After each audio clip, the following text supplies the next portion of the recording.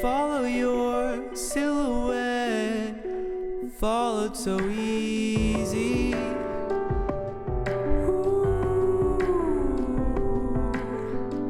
And round we went, yet to give in to me.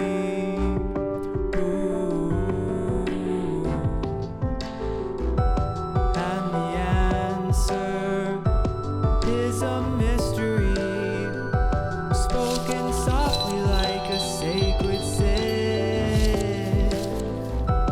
Time was empty, no reality, losing grip on what we had within. Can I fool you? Can I fool you? Can I fool you? Can I fool you?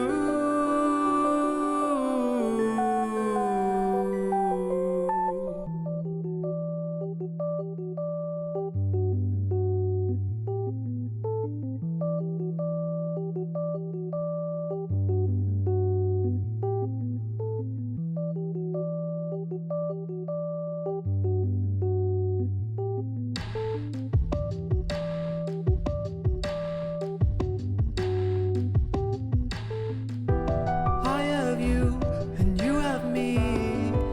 Sounded so easy. Ooh. But I got lost and you found me so easily.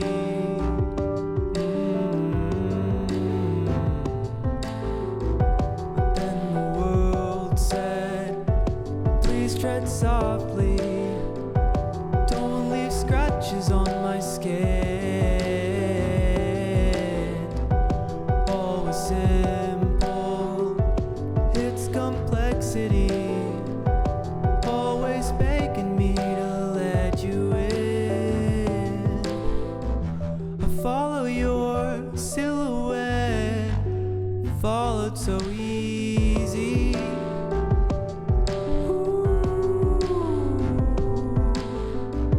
And round we went, yet to give in to me.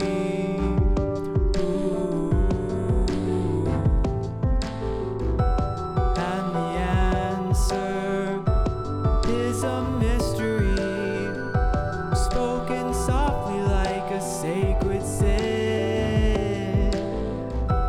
Time was empty, no reality, losing grip on what we had within. Can I fool you? Can I fool you? Can I fool you? Can I fool you?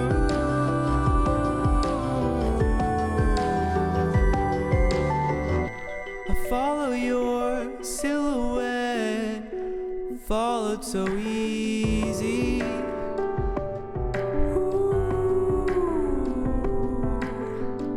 And round we went, yet to give in to me.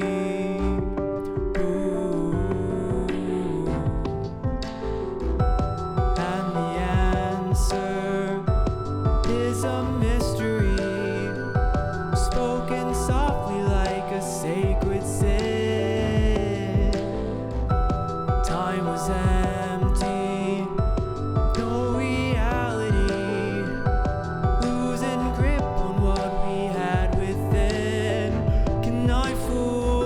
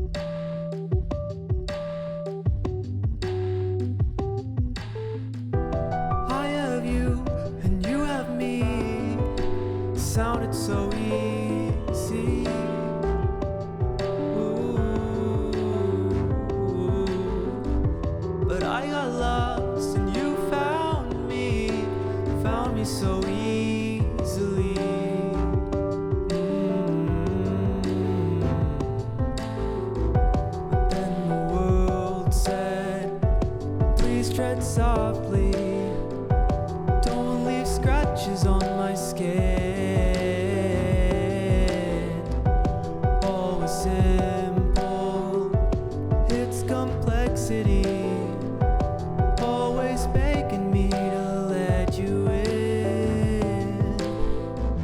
I follow your silhouette, followed so easy.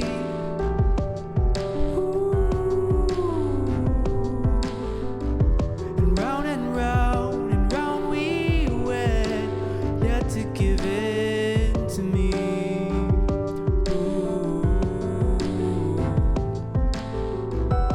And the answer is a mystery, spoken softly like a sacred sin.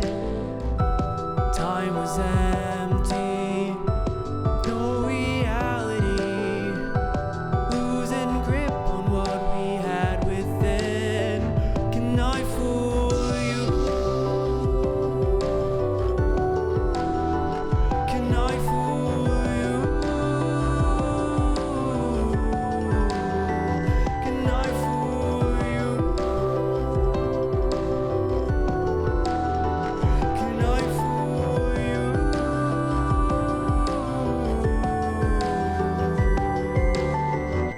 I follow your silhouette, followed so easy.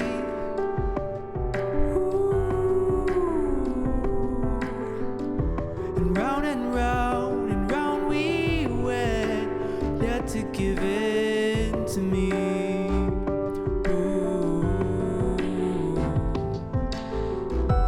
And the answer is a mystery, spoken softly like a sacred sin. Time was empty, no reality, losing grip on what we had within. Can I fool you? Can I fool you? Can I fool you? Can I fool you?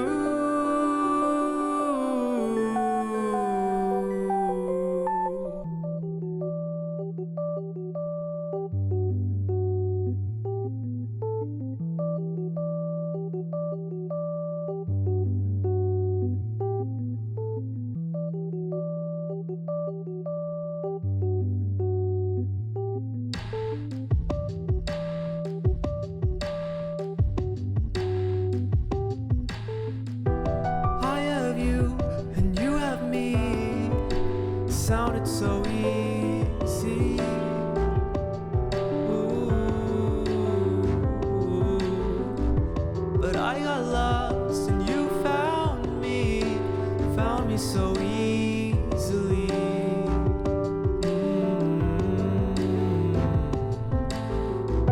But then the world said, please tread softly, don't leave scratches on my skin. All was simple, its complexity, always begging me to let you in. I follow your silhouette, followed so easy.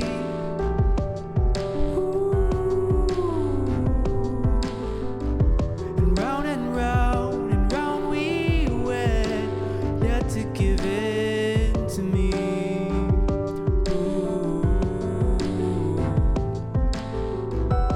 And the answer is a mystery, spoken.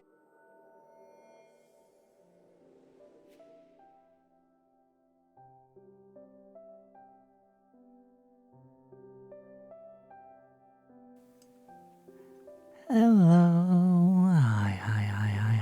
Hi, everybody. Hello. It's good to see you. 2 streams in 2 days. Quite a feat. That doesn't seem to happen often with me, but hopefully we'll be changing that. Aura, thank you for the resub. Thank you. Mwah. Thank you. Cerberus, congrats on the first. And I think these happened just a bit before I went live, but just in case. Evie, Peanut Jelly, and Flower Boy Caleb. Thank you for the follow. I hope you enjoy your time in the coven here with us. Let's see. Amy, hello. Ninja, hi. It's a fire. Hello. So, I don't have any of my 3D mics or anything on just yet. So we're just gonna do some soft speaking and a little whispering right for the start. And give everybody a few minutes to stop by and see the notifications and all. And then we'll move over to the camera screen. We'll get some ASMR going. How's that sound? That sound good? Hopefully I can help you guys get some rest or some relaxation, whatever it is. Minnie, hello. It's good to see you. Renegade, hi. Marcy, hello. Potato, hello. Oh, thank you for sneaking in a little hello. It's good to see you and I hope you rest well.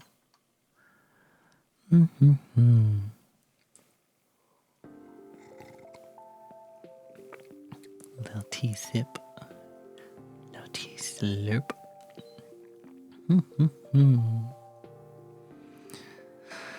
So probably maybe 2 more minutes. How's that sound? I think then we will transition over.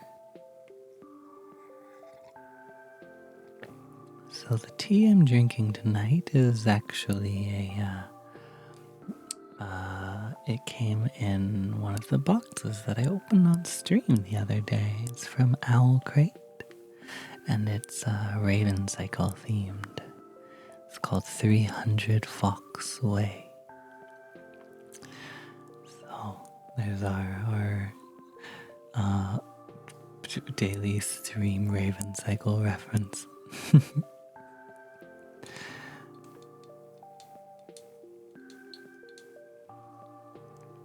But yeah, it's decaf, which is probably good considering it's midnight. Don't need to be drinking caffeine. Although I always seem to say something about not needing caffeine and then I start yawning. And just as a heads up as well, when we transition into our new screen, we'll probably start with a little bit of a role play. Just a little casual one. So you guys will it'll be improv, so we'll see how that goes. Not my strongest skill, but it's worth a shot. We'll give it a try. Fizzle, hello, it's good to see you.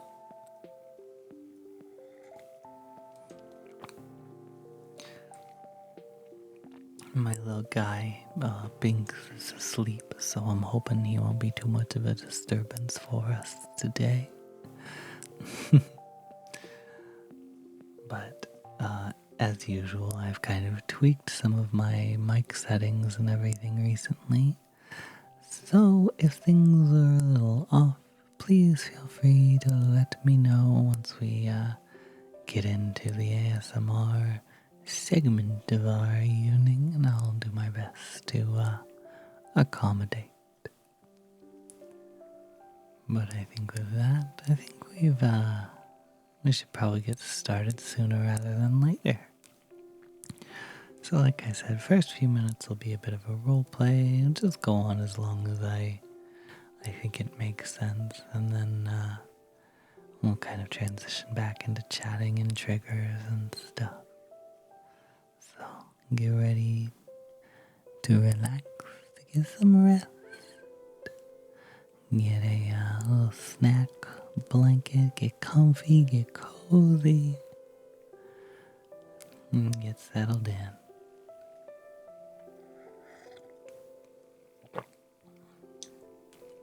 Got some tea here. I'm all in my PJs, all comfy, so hopefully you guys can get nice and comfy too. But alright, how about we head over and get started? Let's go, let's go, let's go, let's go.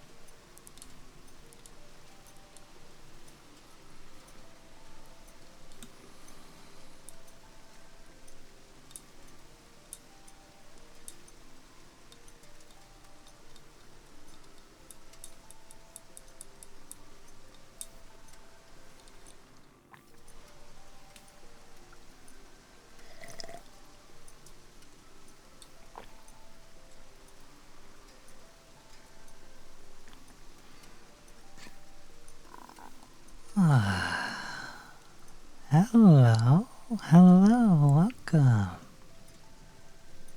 Oh no, please. Get comfortable, take a seat.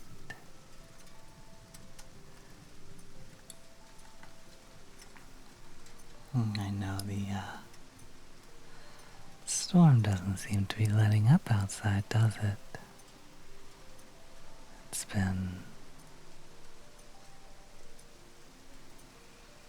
Gosh, this morning, if not earlier.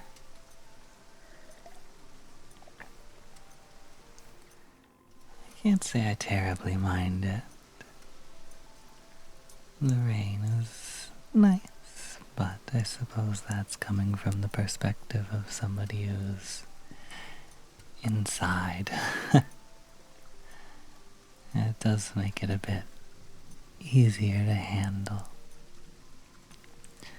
But, like I said, please get comfortable, take a seat, and we can get started.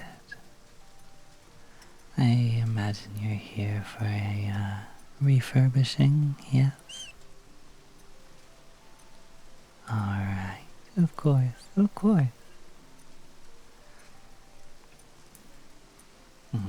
No, we haven't quite gotten into the business of selling entirely original wands just yet. but hopefully one day. Still working on my skills on that one. Like I said, hopefully one day, and one day sooner rather than later. But for now, why don't you go ahead and, like I said, get comfortable, as I do have a few questions to start us off. Let me do the same and just relax a little bit.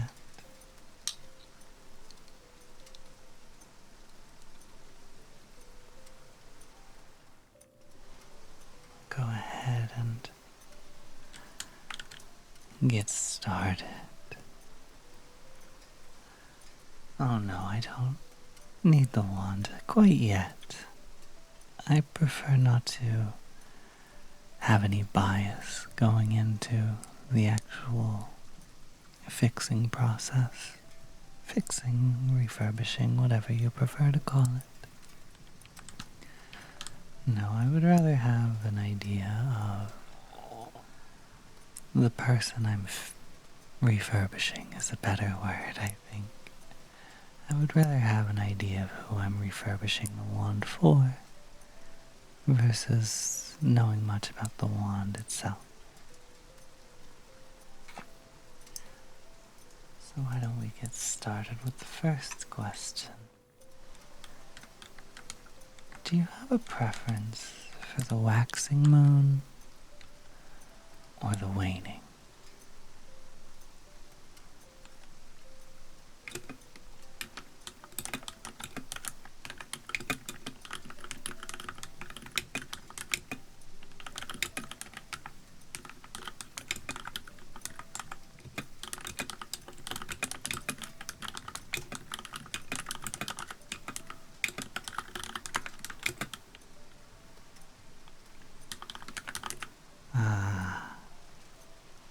No, yes, that makes sense. That's kind of the vibe I was getting from you. I never like to assume, though. Always better to ask.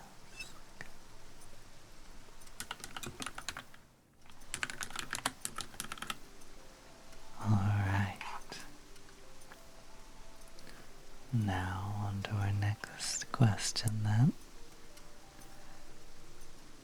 When you listen to music, do you prefer sounds that have a bit of discordance to them, or do you have a preference more for harmony, for notes that mesh together rather than clash against one another?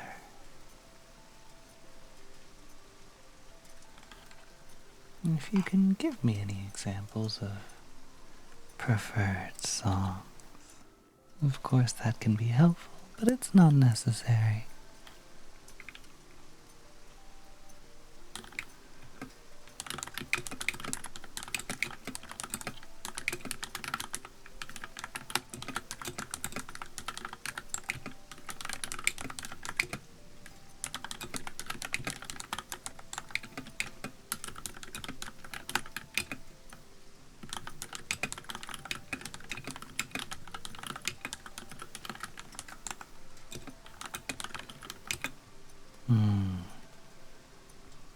No, I don't think I've heard of that before.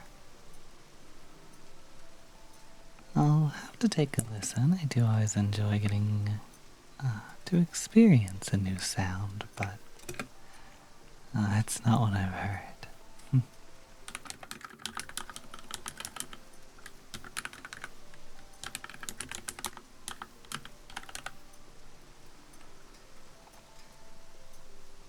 Alright. I think that's enough elaboration on that question there. How about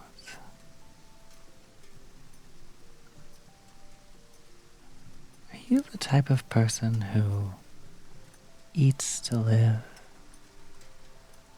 or do you live to eat? Which would you consider yourself?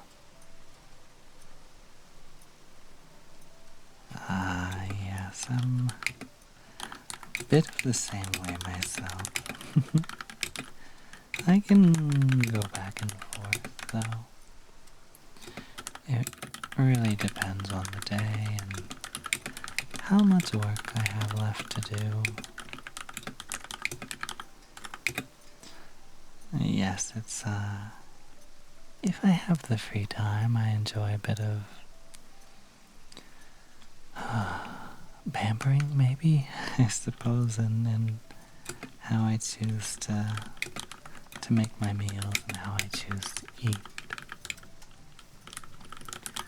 But oftentimes I just find myself with a bit too much work, and it's easier just to grab whatever is fastest to get into my stomach.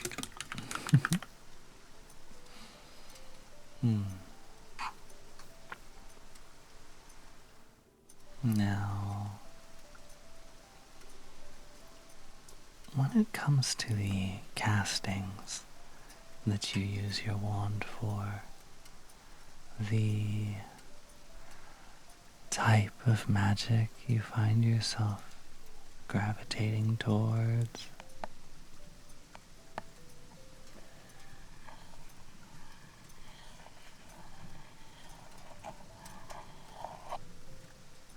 what type of magic would you say is the one you enjoy the most? Not necessarily what you feel you're best at, but what inspires you to begin a casting? And I think these can be very different things.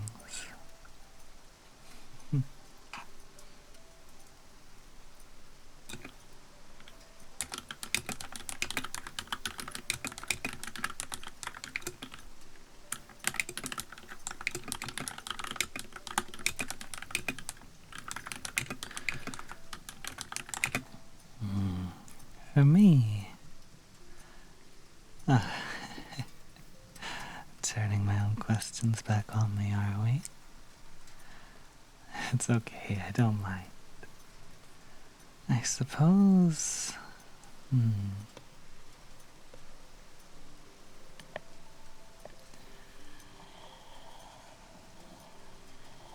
illusions. Any sort of illusory magic can be interesting to work with. This too, I think, changes by the day, but I do find myself quite aligned with dreams, with dreaming. It's,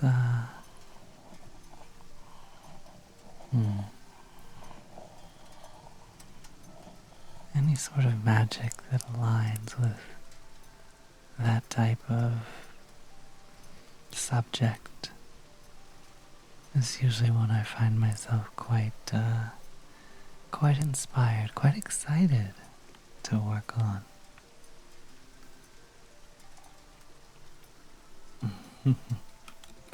My apologies, I got a little lost in my own thoughts. Let me go ahead and finish collecting your answers here.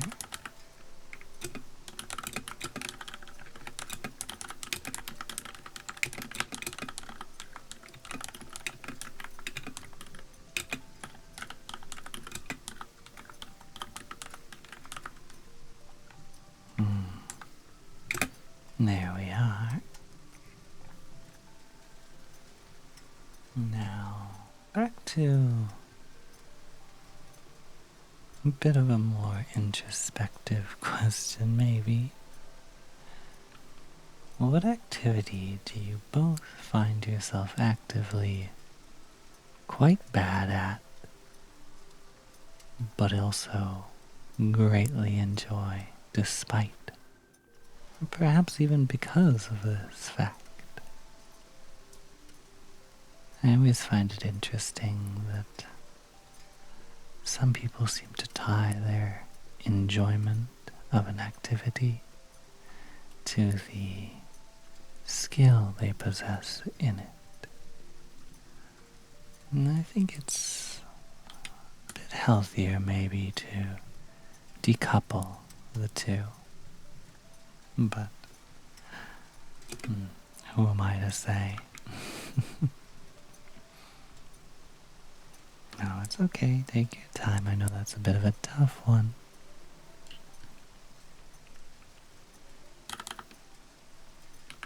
That's alright. Take your time, like I said. Just maybe talk your way through it aloud. Bit of, get into a little bit of a flow. A stream of consciousness. We'll see what comes out. Even if it's not necessarily totally relevant, oftentimes just hearing the directions of somebody's thought, the paradigm in which they structure the way they speak, that can be helpful, more so than any question even sometimes.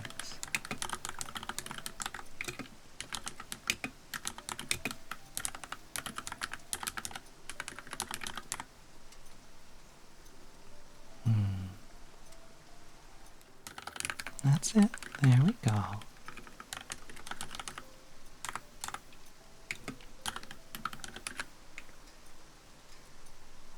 Alright. That's perfect, I think. No, you don't have to strain yourself to continue on the subject. It's alright. That's more than enough, I promise.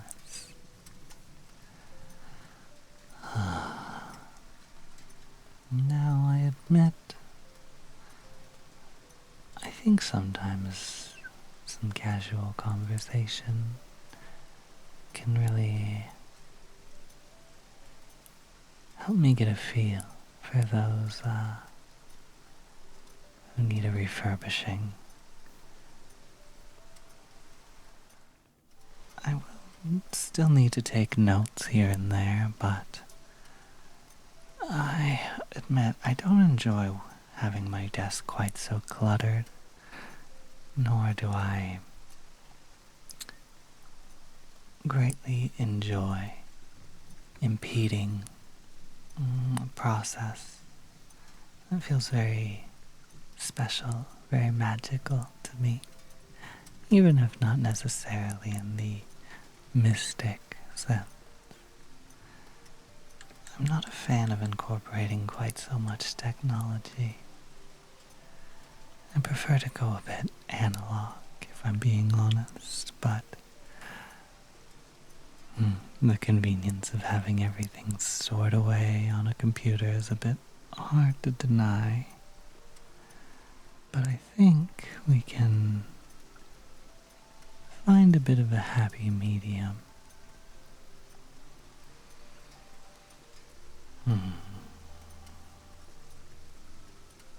Here is a wand of my own. It's a piece I like to tinker with. It's a craft. As practice for myself.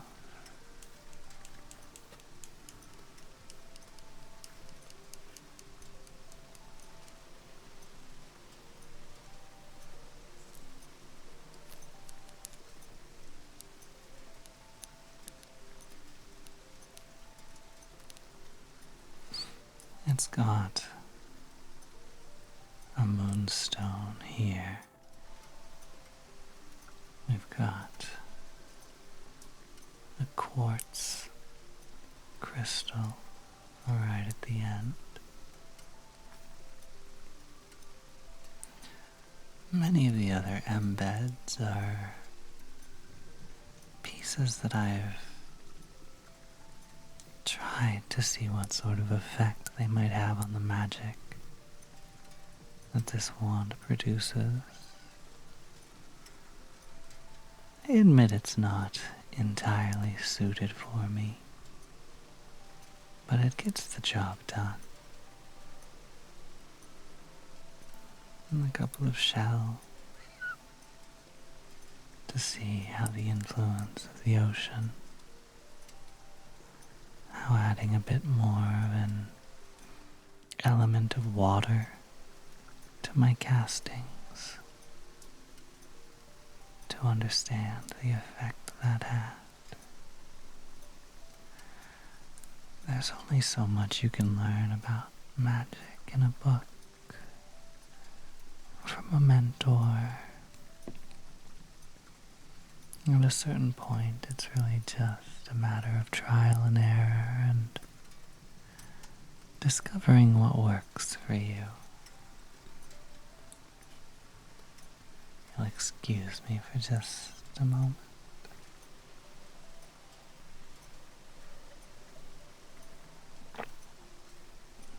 No, I don't bring out my wand just to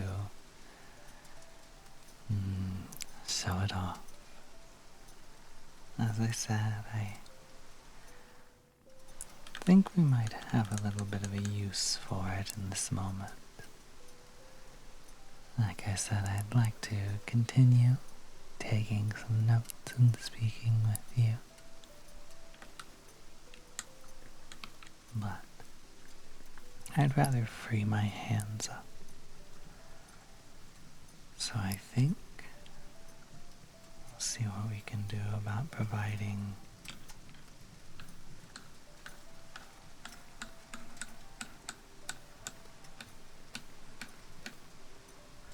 a bit of a casting over the keys here.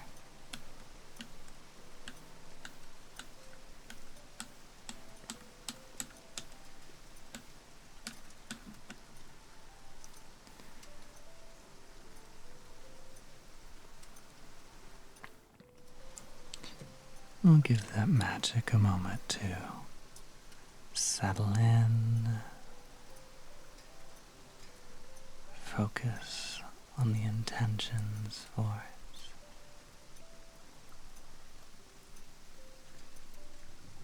And we'll just push the magic forward. There we are. And we'll let that take over some of the work that I've been needing to do, as well as some of the work that I'll be working on with you. So we can just go ahead and set this aside, and that clears up a bit of space for us.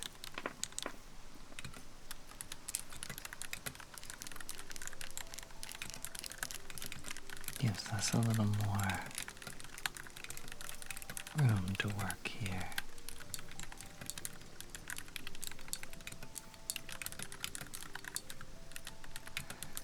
Yes, I do technically have one other wand here with me.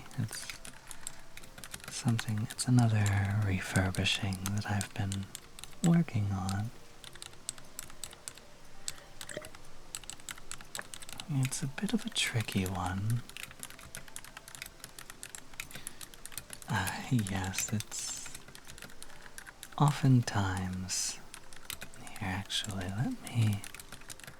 let's readjust this. I think I have a better spot for this to go. Here we are. But, as I was saying, the wand that I'm working on, I have one other besides yours, but it's a bit more of a long-term project.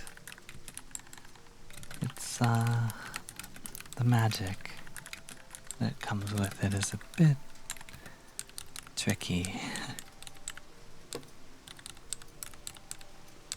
This wand here, if you'll excuse the bare end of it,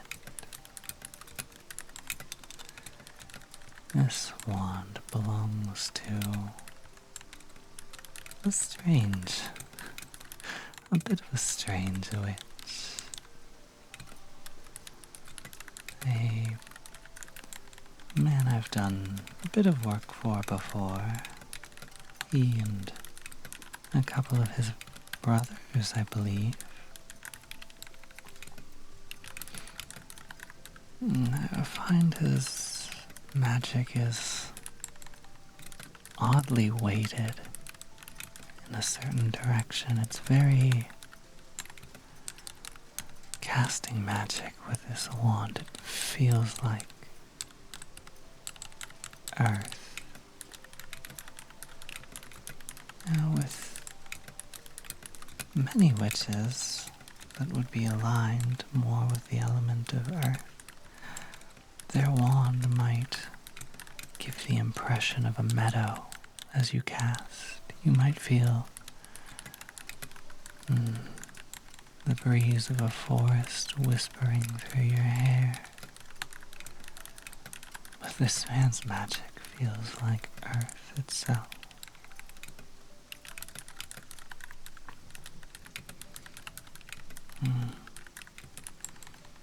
With the dark of the storm and the light of the shop, it's not the easiest thing to make out, but they're crystals I originally had thought to be embedded in the wand, but I think they've actually grown from the wand itself. The shape of a wand often denotes a user's grip. There's no one right or wrong grip. There are recommendations for the start for a beginner. But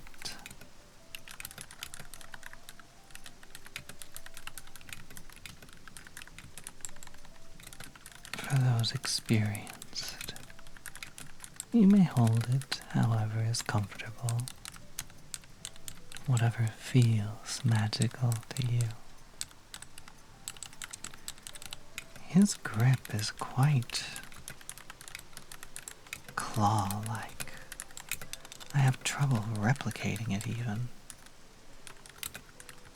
His hand is quite curled in, 4 fingers to one side. Oftentimes the shape of a wand, the embeds in it, will denote the grip of the user. His thumb tends to settle just under this crystal here, whereas his pointer finger is all the way up, nearly halfway along the length of the wand, whereas his pinky sits just almost near to the base, below this here. As I said, a rather unorthodox grip. Very strange, a bit tense if I'm being honest. Now, of course, one thing I do very much enjoy about his wand, however, something I'd maybe like to incorporate in my own one of these days. Here we are, the spiral that travels up along it. Right here, up into here, before finally trailing off to the end. It's quite a conductive wand, with this crystal down at the bottom, channeling the energy from the witch who wields it, while the spiral directs the flow of it all the way up along the length of it. that was actually the issue. The spiral near the end of the tip of the wand. It had chipped, as the end of a wand, well, even well constructed, is often fragile. And while I would call his magic strange, I would also call it quite potent.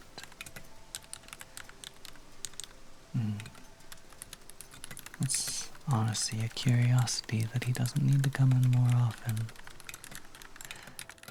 Most witches are quite honestly capable of refurbishing their own wands. They don't need any sort of specialist to do it. Instead, wand workers, refurbishers are mostly hobbyists who enjoy the hobby, and quite honestly, those that come to us are either new to witchcraft or they simply don't have the time. And I don't mean that as any sort of slight. It's just how things are. The end of his wand needed refurbishing in particular. The rest of it is in quite fine condition. It'll be just a bit of sanding further before reconstructing the ends of it and rebuilding this spiral.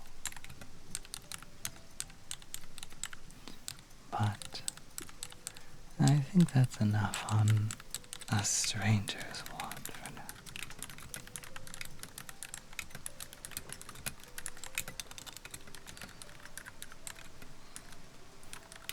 Alright, and scene.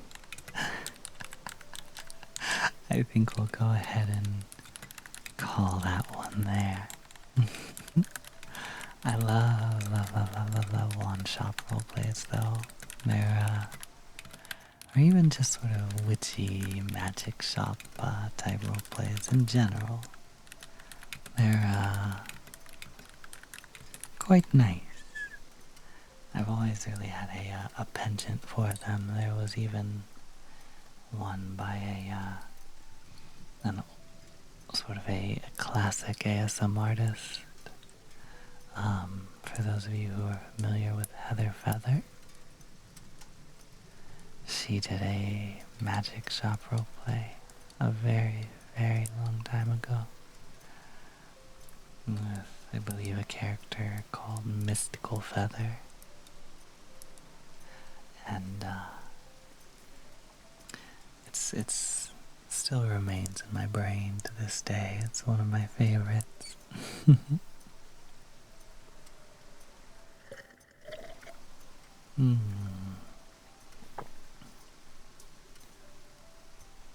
Alright, now I know I missed a few notifications while we were in the midst of that. So let's go ahead and check those out. See what I missed. Alright. Red Panda. Hello. Thank you for the follow. It's wonderful to have you here with us. Mwah. Thank you. Archon, thank you for the resub. Much appreciated. It's good to have you here with us. Taiko. Thank you for the raid. I don't know if you're still here with us, but I hope you had a good stream. I know you were jamming to some of the to one of the songs that Yuki recorded. And it was I don't know that I'd seen that before, and it was really nice to listen to. Oh, you are still here. Hi, it's good to see you. Love your hands, the art on your hands, the keyboard, wonderful aesthetics. Oh, Minnie, thank you. I'm glad. I paid a pretty penny for these. They weren't super expensive, but they were enough that I'm going to milk them for every bit of content I can get out of them. Because they're blacklight activated, so I've got that's why everything is always so purple on my streams lately. But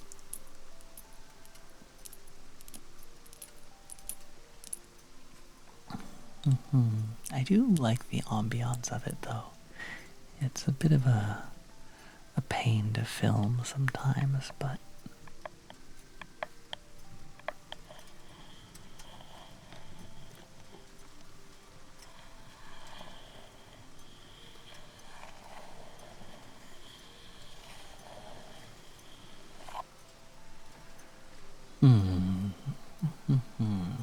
also, Jin. Hello. Thank you for the follow. I think that was during the roleplay that notification came up, so thank you very much. It's good to have you here in the coven with us. Also, I know there's that gap in that one sound. I will, hopefully it's not too annoying to anybody. I will, make sure I look for a sound that does not have that for our next time we use it.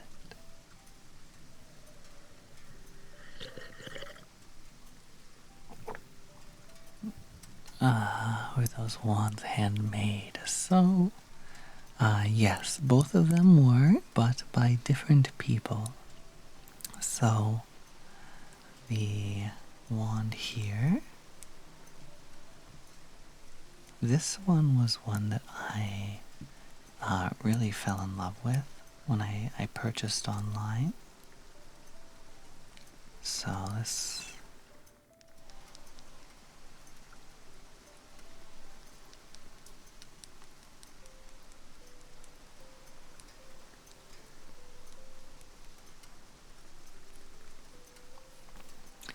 this one was, like I said, one that I purchased. Let me see if I can find where I got it from really quick.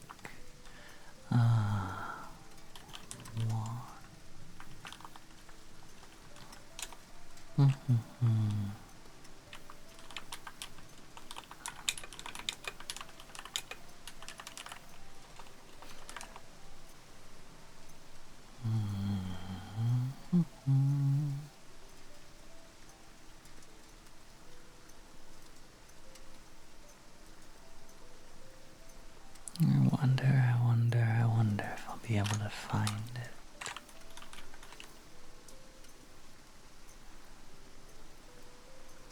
Because I would like to kind of shout out the shop if I'm able to. Here we are.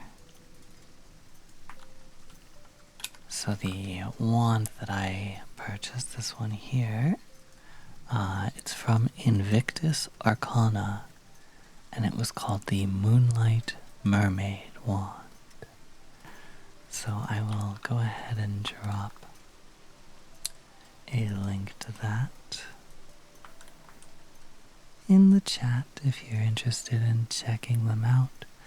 And they had actually worked with an ASM artist that does like live, not live, but actual like recorded video content, that they did a magic shop, sort of wand shop roleplay as well. And that was also a video I greatly enjoyed, but that was how I ended up finding out about Invictus Arcana. But this wand here, this one is actually one that I made. I got very inspired upon receiving this wand in the mail, and I kind of found out some of the basics to the wand craft, the making of the magic that many people use and kind of post videos on the way they construct their wands. Ah, Imp, hello, it's good to see you. Hi. Thank you for joining the coven and hanging out here with us.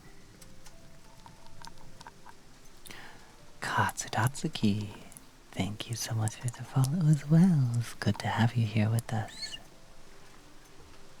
Thank you so much for the follow.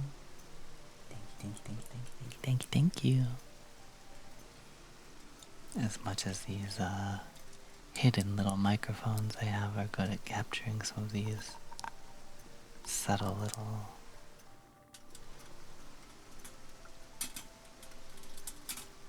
desk noises, it's hard to use them for actually throwing my voice left and right.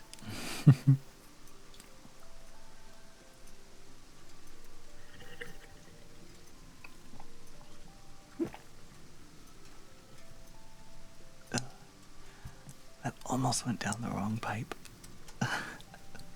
I try so hard not to choke on that drink of tea. But yes, so this wand was actually made with the intention of being I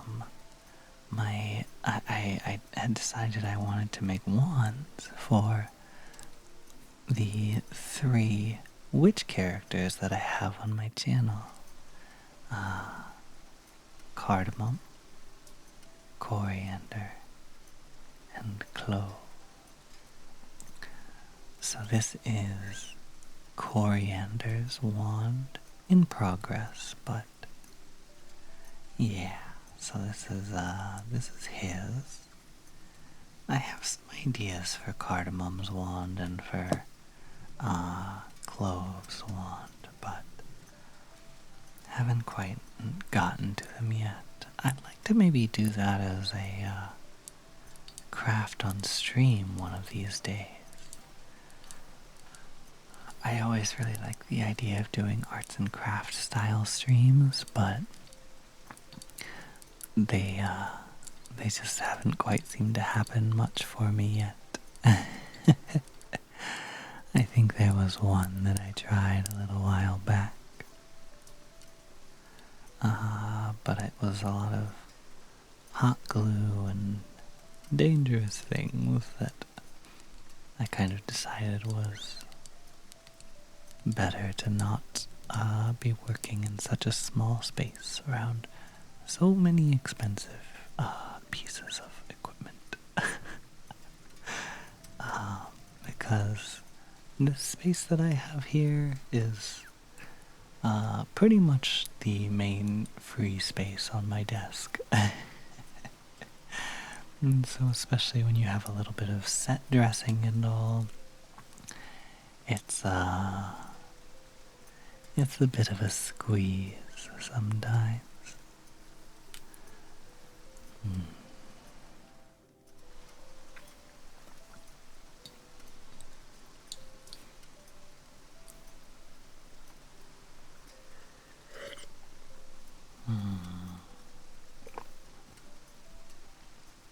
But I do like pulling the wands out as well because they're nice for sort of tracing along the skin, which is a trigger that I really enjoy. Tracing lines on your palm, tracing down here, following the lines inherent to your body, down some of the veins,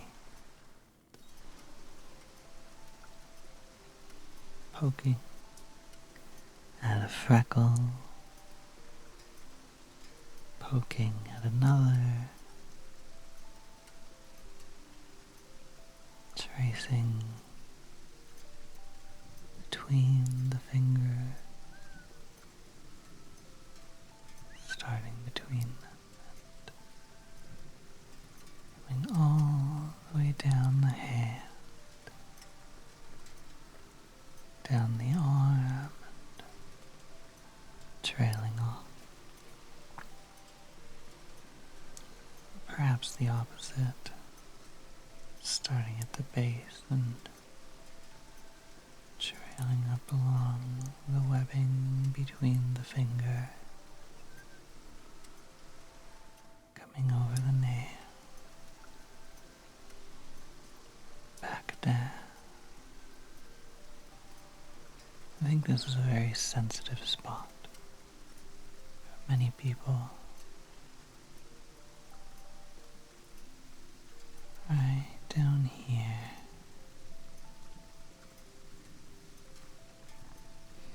And of course,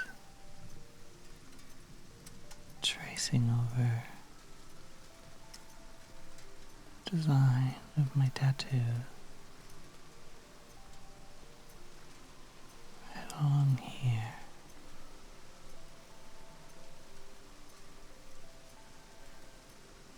Right there. And in the center. And along the lower portion.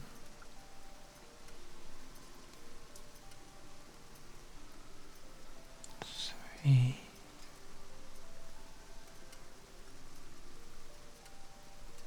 2.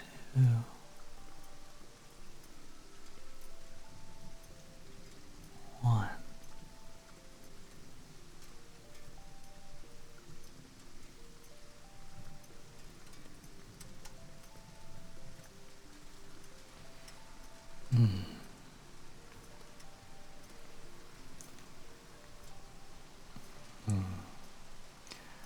I do think tracing with the wand is nice, but there's also something to be said for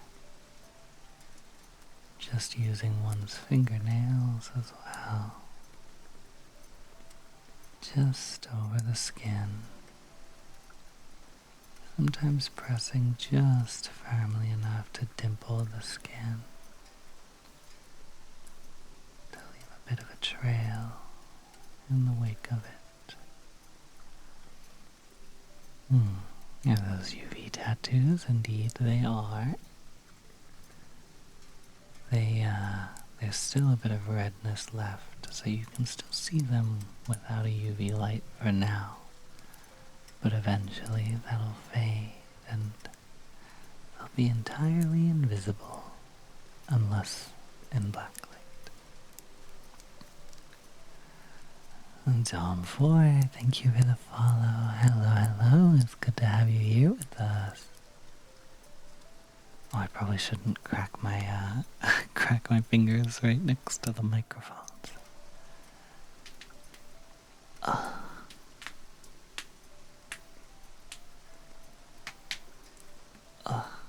know I was probably still gonna pick it up, but it's a little further away at least. Pull a card. Marthy. Thank you for the redeem. Alright. So for just a general reading. Alright. So, my apologies for the little stomach grumbles and stuff here and there. Just, having a body be like that sometimes. Alright, so I actually didn't mean to do this, but the tarot deck that I've grabbed today is the deck that this mat came with. I know it's a bit hard to see the details, but there's a fox spirit here. There's this one-eyed little pumpkin guy here. It is a yokai themed tarot deck. Let's see if I can actually get this out. Here we go.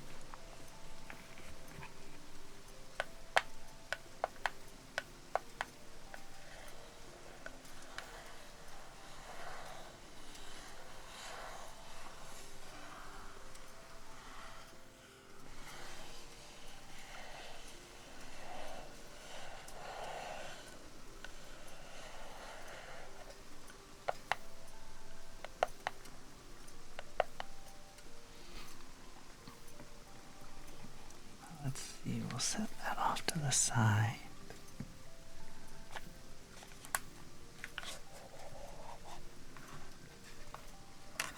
And here's the deck itself. Now, I don't use this deck very often. It does have a gilded edge. It's sort of I believe it's gold. It's a bit hard to tell in this light.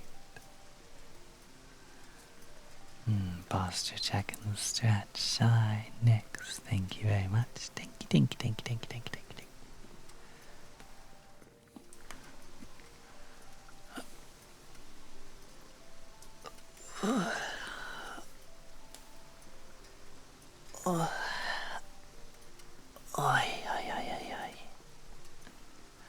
Thank you, thank you, thank you. I needed that.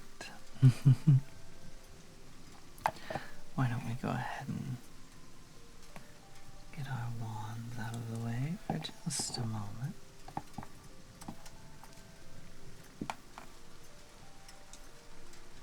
See if they'll stay there. It seems they will. Alright. So like I said, I think I started to say my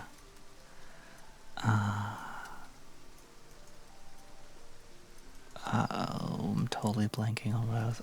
No, I remember what I was going to say. I thought I lost it for a moment there. But no, the yokai deck is not one that I use very often, so we'll take a crack at it. But if I remember correctly, I had a bit of trouble reading it before.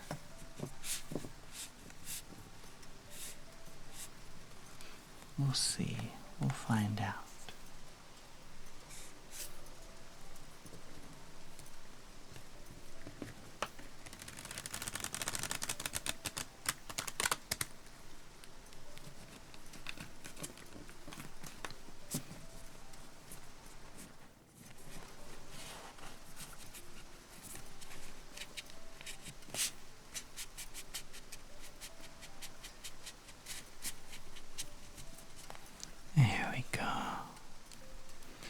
Voice Salon inspired one of my favorite OCs.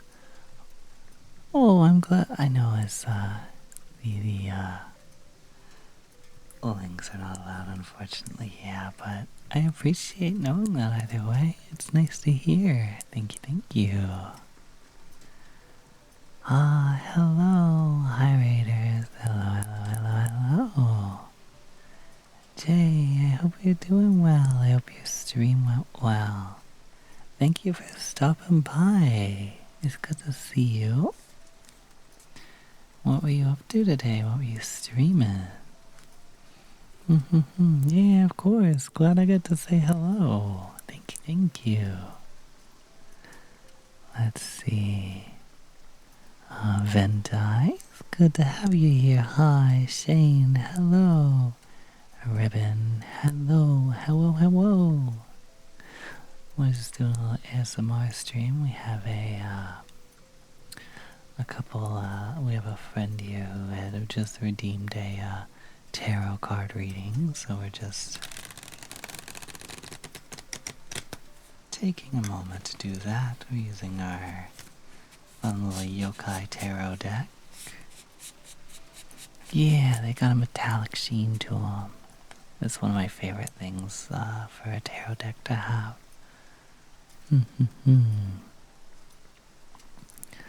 Let's see. Card shuffling is kind of stressing me out because I feel like I can do it better. That's okay. It's also kind of, card shuffling can be surprisingly loud with ASMR microphones, so I have to be a little careful with it.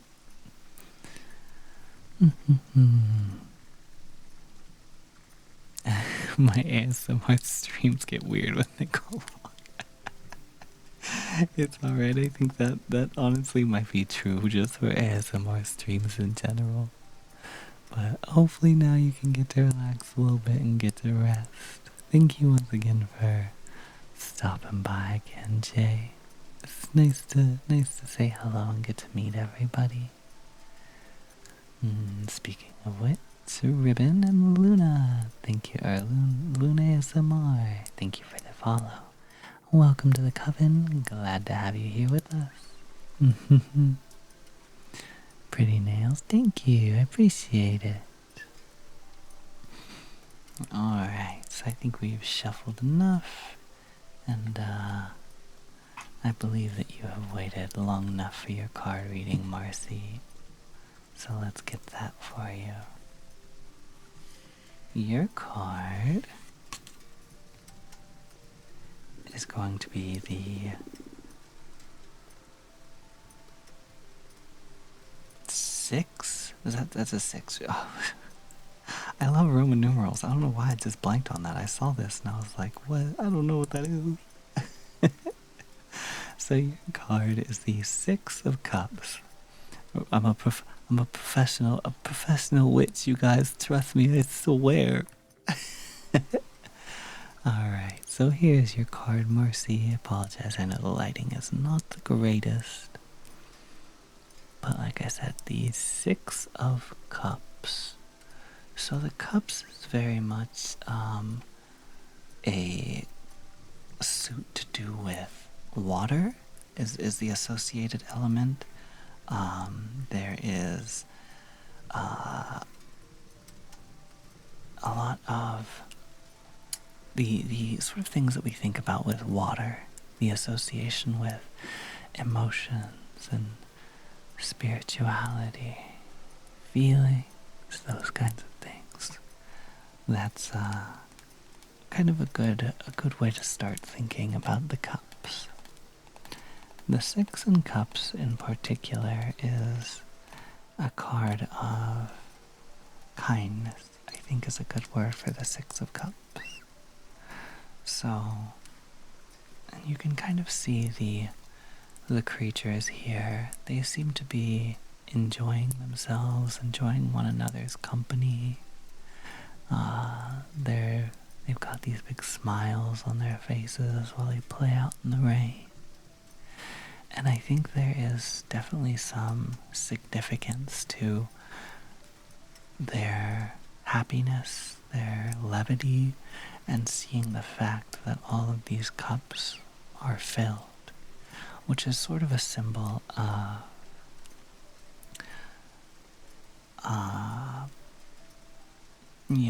your cups being full of in a, how do I word this properly? So your cups are sort of a representation of your inner state, how you're feeling, how you're doing. And I think the cups being full here really leads me to believe that perhaps there's been maybe a bit of a lack of levity, a lack of connection with people for you lately. And I think that really focusing on that is a really important aspect for you in sort of the coming time. I think that it's easy to be very disconnected, and it's easy to overlook the effect that has on us. But I think that if you start purposefully reaching out and making those connections with people in your circle, I think showing that kindness to others is very much something that will come back for you. Yeah, I think there's just sort of a bit of a need for some levity right now for you. I think perhaps your cups are feeling a bit empty, and I think some connection, some fun, allowing yourself some time to recharge and just let go might lead to some good times for you. So there's your card. There you are, Marcy.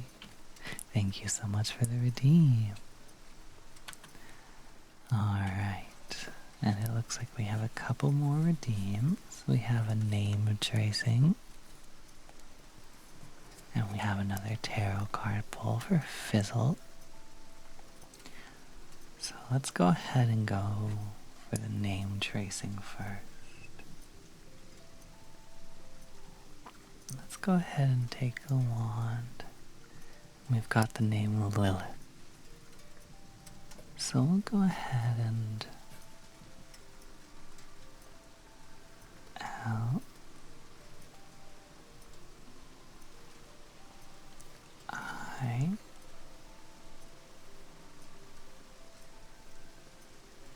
dot the I L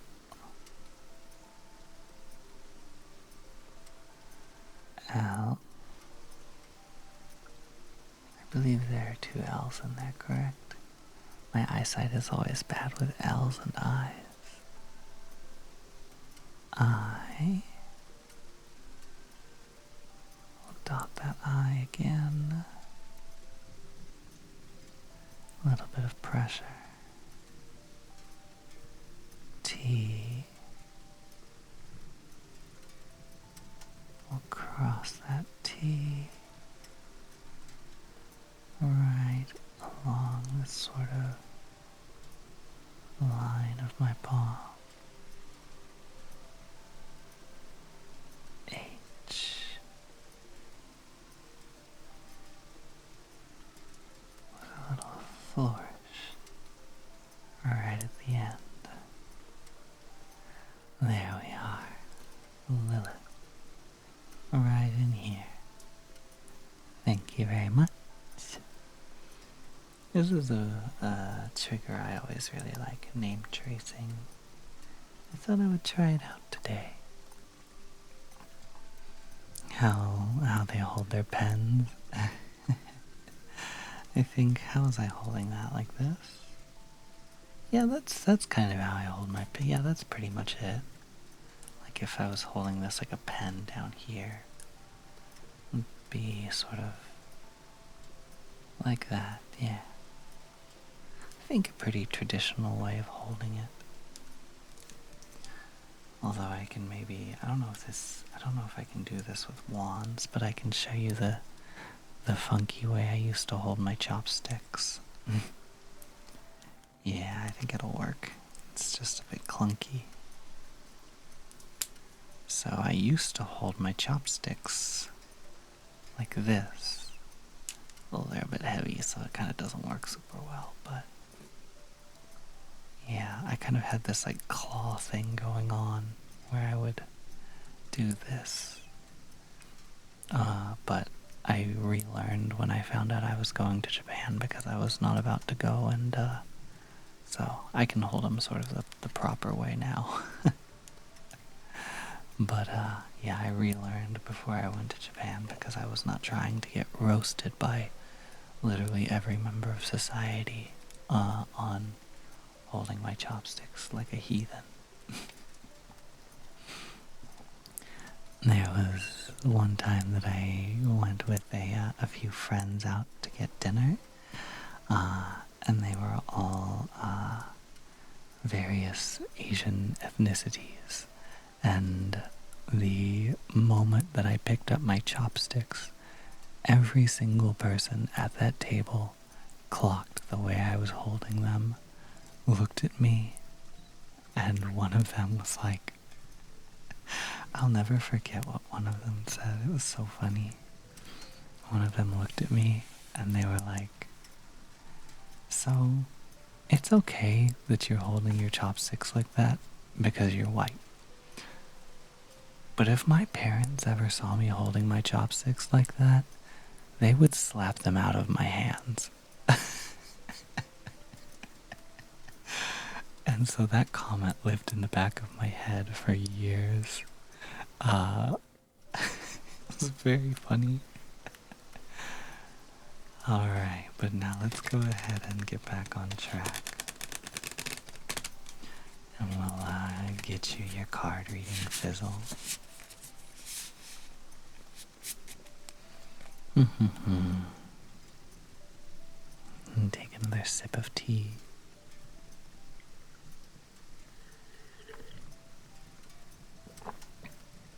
Oh, actually, I do have some like pens and pencils down here. I can maybe show a little better.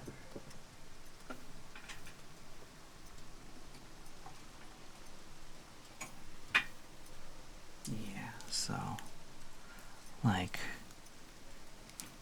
you know, now I can hold them correctly and, you know, use chopsticks in a more traditional fashion, but the way I used to hold them was like, here we go, like this. So I had this like claw hand thing going on. So it was like this. It was real weird. I mean, it worked just fine. It was just not, it just looked a bit strange. But to be fair, it wasn't my fault. It was my family all holds their chopsticks that way. And I guess that's what I get for learning how to hold my chopsticks from 40-year-old biker dad. You know, that's how it goes.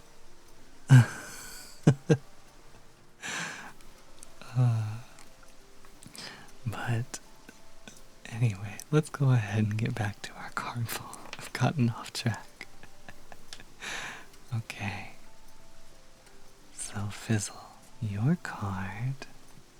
You know, I'm feeling one more cut. I think we need one more cut in here. There we go. Now that feels right. So, Fizzle, your card. Here we are. The 3 of coins. So the coins and the pentacles are kind of used interchangeably depending on the deck that you have. This one just happens to use coins.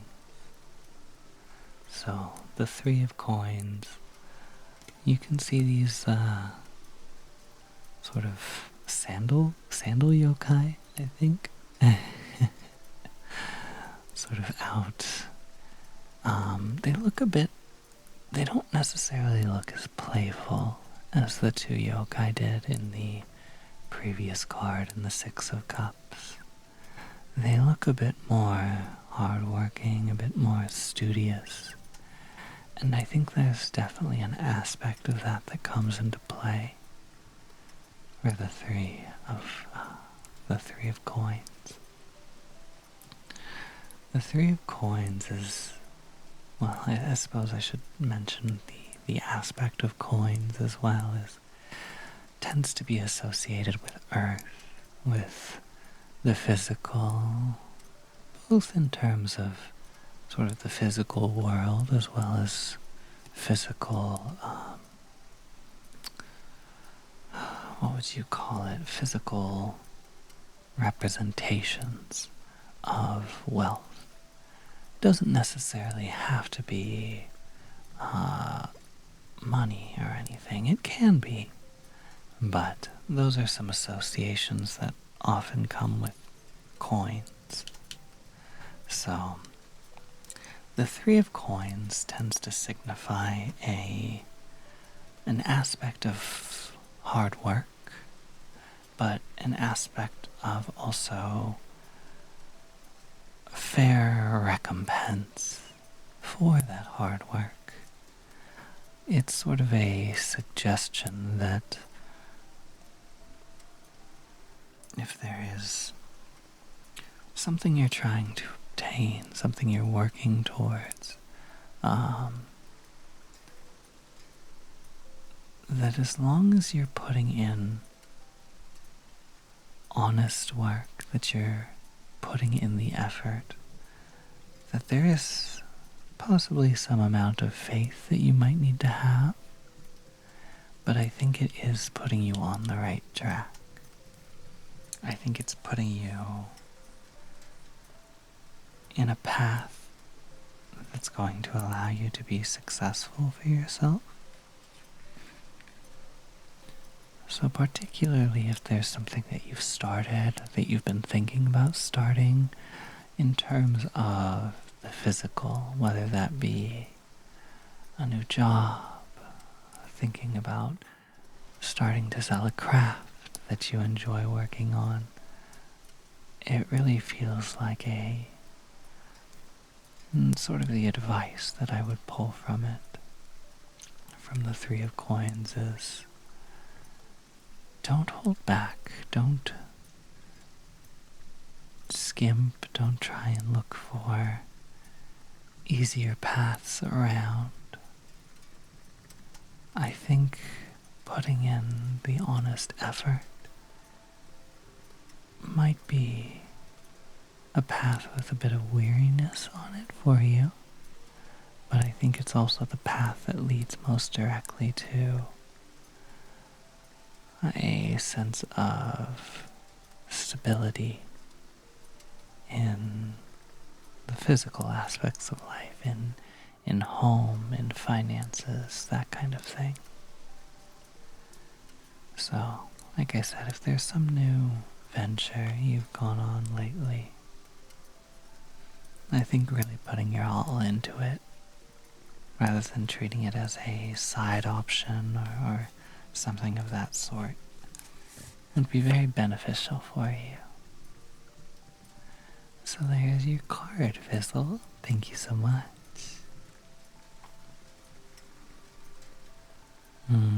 So much has gotten started for me recently. Moving across country, started a new job, and trying to focus on myself for the first time in my life.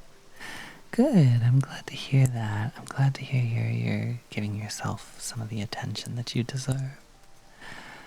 Yeah, so I think just taking that into account with that reading, of course, this doesn't mean don't take breaks when you need them. This doesn't mean to be overly hard on yourself. But I think while it seems like a lot of things might be happening, like it might be tiring, I think putting your honest effort and just doing your best will really take you far with a lot of the things that you've had going on. Alright, posture check. Thank you, Sylvie. I will uncrunch. Thank you for the stretch.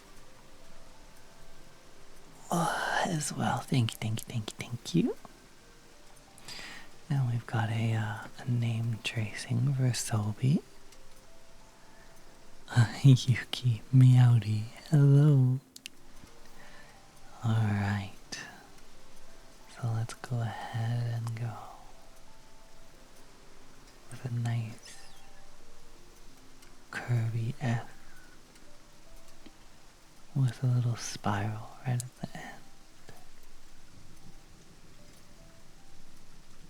A nice O.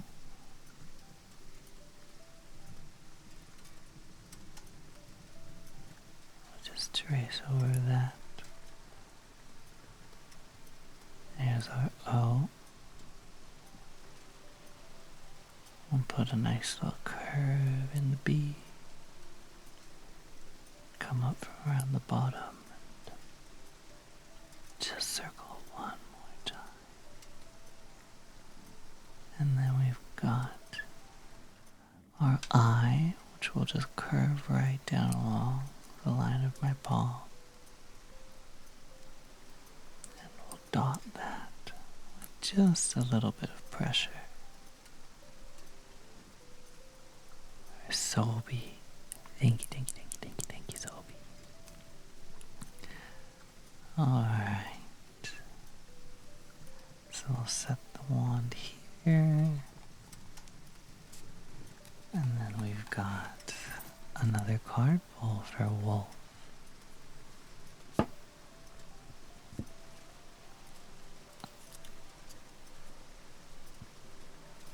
Alright.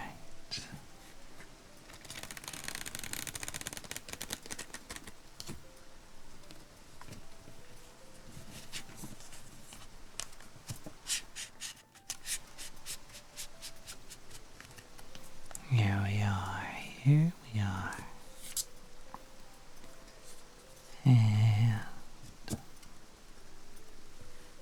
one more shuffle. Alright. Here we go. We'll give it a little cut for you all.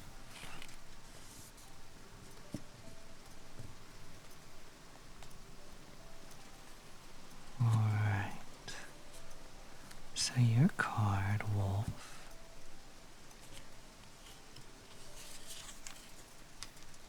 your card is going to be the Ace of Swords. So we have this sort of sword yokai here.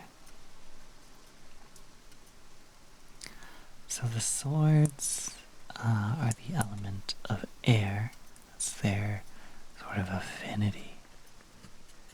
So there is sort of an association. Each card sort of has an association not only with an element, but also with an element of ourselves too, of people. And so the swords are sort of the head. It's the intellect, the intelligence, the reason and thought. Shadow, hello, hello. Thank you for the follow and welcome to the comment. Glad to have you here with us. So the swords, like I was saying, are the intellect and intelligence and the reason, the thoughts. So the ace is often the start. They sort of have there's a representation of a beginning.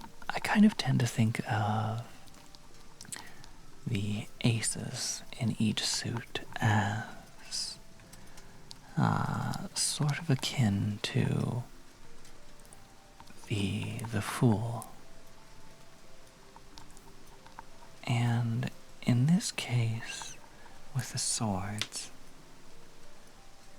the Ace of Swords is very much about the start of an idea, of clarity of thought. You know, it's very much like a fresh perspective.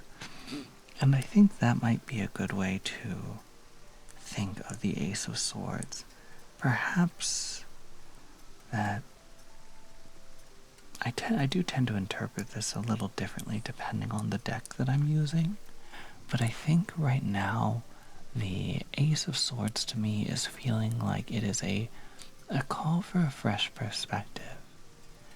I think that oftentimes we can end up being a little bit stuck in a rut of how we think about things. And getting some clarity, some perspective, stepping away from things can be a very helpful tool. Taking a bit of time away from something that's troubling us, stepping away from a situation we are too tangled up in to really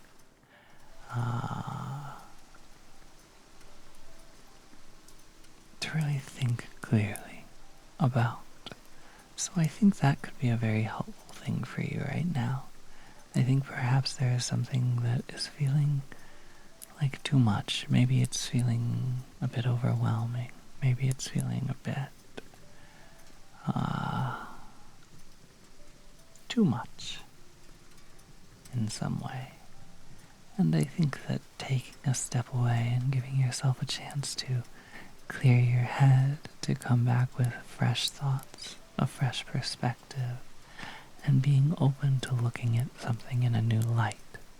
I think that that is also part of this card, that, you do have to put in a bit of effort to try and recontextualize the things that are troubling you. But I think this card kind of gives the sense that that effort is very much something that is well rewarded. So there is your card, the Ace of Swords. Thank you so much, Wolf. Thank you, thank you, thank you, thank you, thank you. Kira, hello. Oh my god. I know, 2 Salem streams, one right after the other. There's gotta be some witchcraft going on for that to happen.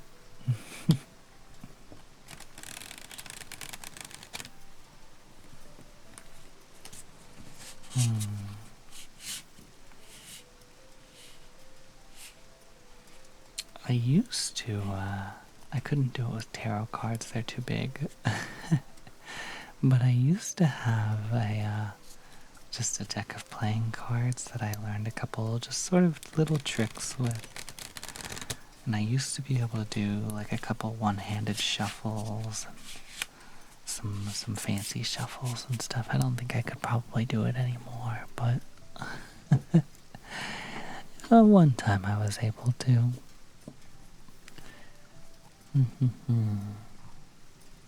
I wonder if I can still do... I might be able to cut the deck with one hand. Like, oh, no, tarot cards are too big, I think. Yeah, I don't want to make a bunch of noise by accident. So we'll set those up here. Alright. Internal, hello, hello, it's good to see you. A little peek, you can peek in here, it's okay. Alright, Yuki, you got a name and tracing, so I think we'll do this with our fingernails this time instead of the wand. Get some clicky clackies.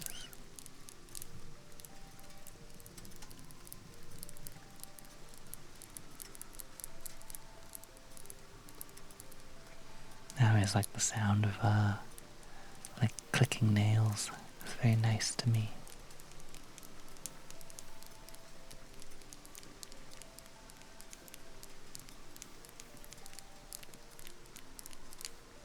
Alright, although it's a bit hard to do with these because the my middle nail sort of, I have to kind of get this to focus. There we go. Yeah, these middle nails have like a big ol' hunkin' flower crystal on them. So, they're a bit troublesome. But like I said, I think we'll go ahead and use our nail for Yuki. So again, I just kind of think it's nice to follow along the lines of my palm when they fit with certain letters. So, we've kind of got a little bit of an upside down Y right here, but we won't use that. It's upside down, it doesn't count. So we'll go Y.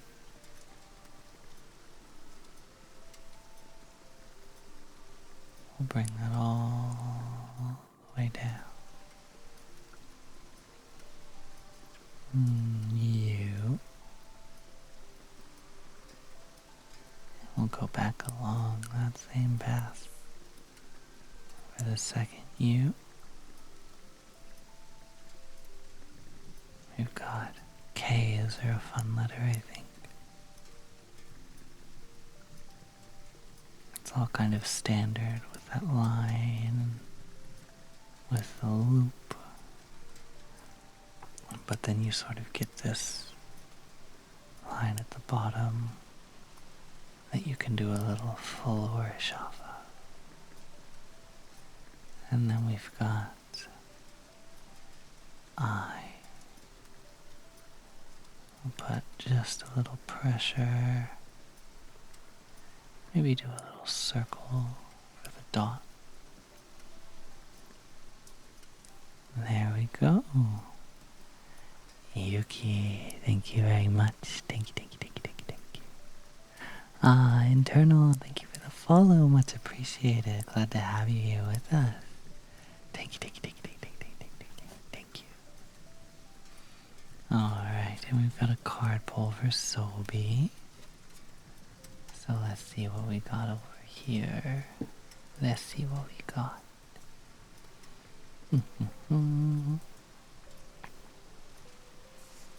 Of course, Yuki. Happy to do it. Name tracing is one of my favorite triggers, so happy to do it for others.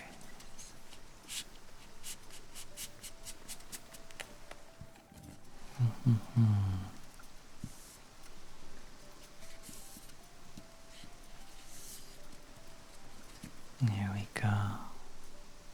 We need one more cup for Sobi. Here we go. Alright. Sobi. I love the texture on the back of these cards. It's very, very, very nice. It's got that sort of like linen paper kind of feel. Alright. So Sobi, your card is... Oh, I hope I just set these upside down and I didn't shuffle them wrong. Okay, I don't think I did. I don't like doing reversed cards. I don't know why, I just don't. But so I'm always worried whenever I pull something upside down. I'm like, oh no, did I shuffle them weird?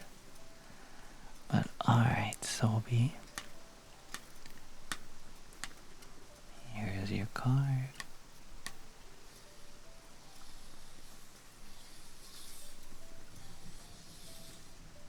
The King of Coins. I almost said cups. I was like, no, that's not right. So the King of Coins. So like I said earlier, if you were here for that, the coins are another term for pentacles that you'll see in some decks. Let me move this out of the way. It's very pretty, but not the time for it. So the King of Cups, I keep saying cups, the King of Pentacles. Pentacles tend to be associated with earth, with material, with the physical. There's a sense of security about the coins. With the king, there is a sense of certainly enjoying the world's pleasures. So I think that with the King of Coins, the little guy's face is so distracting. I can't stop looking at it.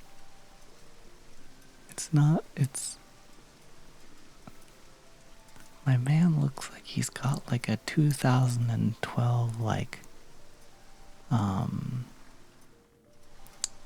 what do you call them? Those old comics? The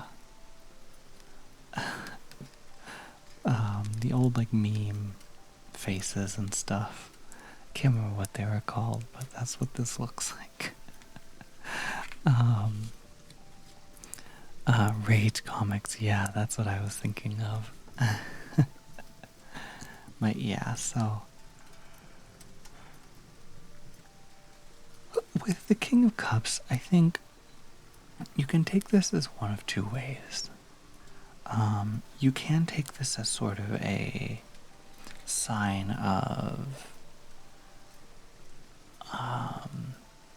that it's, and this is really something that I leave to your interpretation, because the King of coins, not cups, of coins, can signify sort of both a need for some indulgence, for letting yourself just have a good time, just enjoying yourself.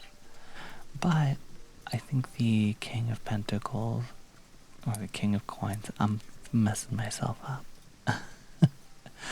The King of Coins can also be a bit of a warning towards too much indulgence. I think particularly with this deck, I do lean towards the latter option, just because if you look at him, yes, he has this coin. Yes, he looks happy, I think. It's a bit hard to tell. But if you look at where he is also all alone. He is by himself with nothing but him and his coin. So I think there is some amount with this deck of almost precaution towards not finding balance. Indulgence isn't a bad thing. You know, we all indulge in things that we enjoy. It's not bad to splurge sometimes, but you want to make sure that you're doing it in balance. You want to make sure that you are not prioritizing things like, I think this is maybe a bit of a strange meaning to take for the coins, but there is sort of a sense of not wanting to overemphasize the importance of those indulgences in your life. It's just about finding balance. So like I said, I'll kind of leave that to you, whether your card is sort of a signifier of needing more, sort of, if that, sort of the advice of needing to treat yourself, of needing to indulge maybe a bit more than, if you've been really kind of restraining yourself. But if you feel like you've been going in the opposite direction and being maybe a little too indulgent, maybe just a time to step back from that a little bit. I think in both cases, whichever you feel is more right for you, I think those, that balance will bring a lot of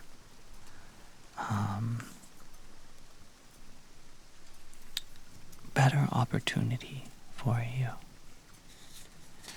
But there's your card, the King of Coins.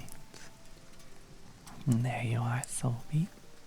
Thank you, thank you, thank you, thank you, thank you, thank you, thank you, thank you, thank you, thank you. Bonking me over the head for a Warhammer I need to save. It's alright, I've been a bit indulgent myself, more so than I certainly should have been lately with how things have, just coming back to the US and everything has been quite the experience. And need to take a little break from those indulgences, So I'm kind of right in that spot with you. I've got another name tracing for Nyx. Thank you, thank you, thank you, thank you, thank you. Let's go ahead and do this actually. Let's try on the arm, see how we feel about that.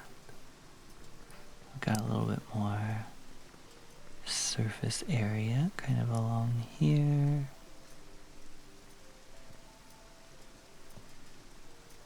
Alright, so we'll go ahead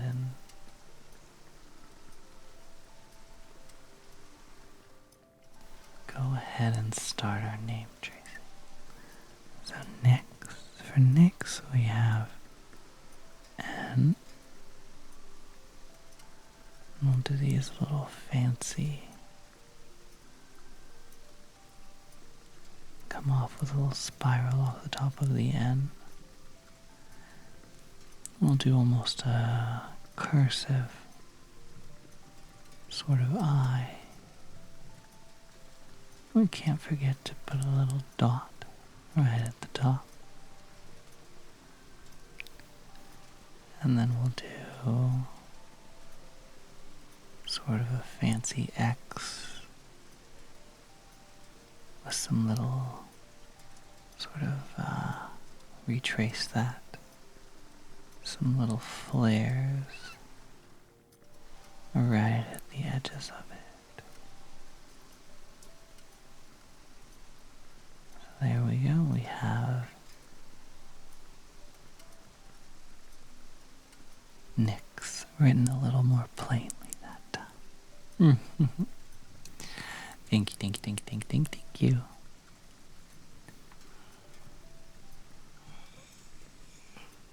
Ay, ay, ay, ay, ay, ay,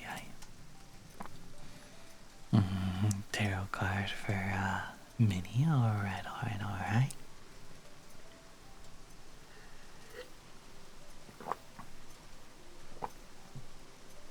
So let's go ahead and go and pull a card for you, Minnie.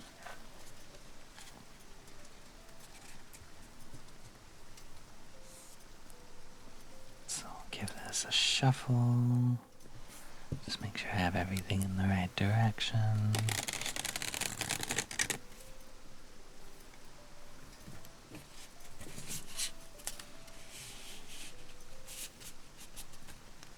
Here we go.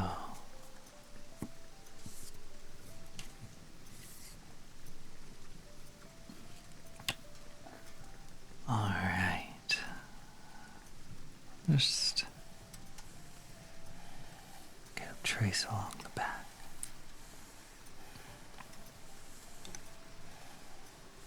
Gonna show that nice texture that those cards have. All right. So, Minnie, your card is the Knight of Swords. Alright. So here we are. There's your card. I can orient it correctly. There we go.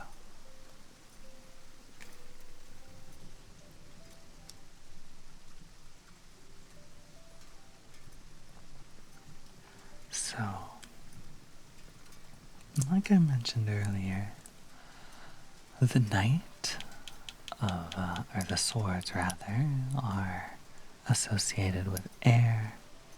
There's intellect, thought, reason, are some of the aspects of ourselves that are associated with it. Evie, thank you so much for this stretch.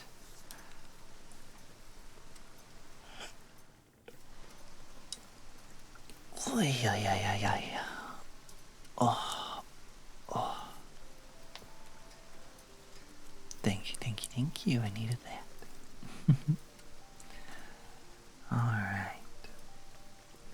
So, I think, just as a heads up, I wouldn't let like the skeleton scare you or anything. This is a yokai deck after all. There's bound to be some oddities. So, but I think if you kind of take a look at this card and start to examine some of the imagery, you know, he doesn't look, I mean, maybe, you might think like, you know, he looks a little scary, but I personally don't get that vibe from our big guy over here. I think he has sort of a, he looks very determined to me, and that does fit well with the knights. There is, like I said, I think there is an aspect of the swords that is reason and intellect and truth. I think these are things that kind of associate with it, and I think you could even extrapolate further into sort of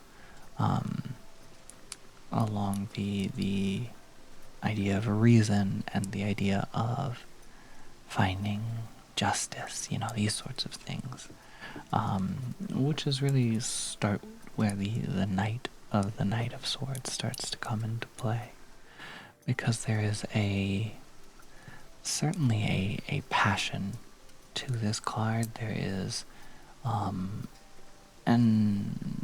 aggressiveness, but not in a bad way. It's a fierceness, I think maybe is a better word. Determination. I think if there is goals that you've had in mind, kind of circling back to that idea of thought and the mind, I think if there are things that you've maybe been ruminating on, the night makes me feel like it's something that's already in progress, not necessarily a new idea. It's something that you've maybe been considering, maybe been working on for some time.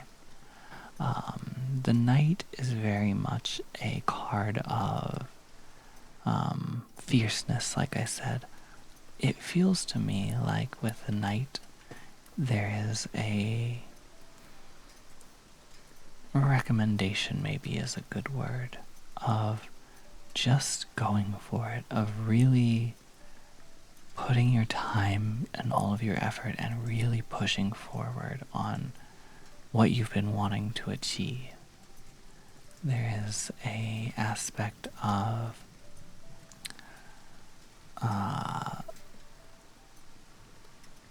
finally getting to a place of where you want to be, and I think that some fierceness maybe is called for in this situation, a little bit of passion to push forward the ideas and the things that you've been working on.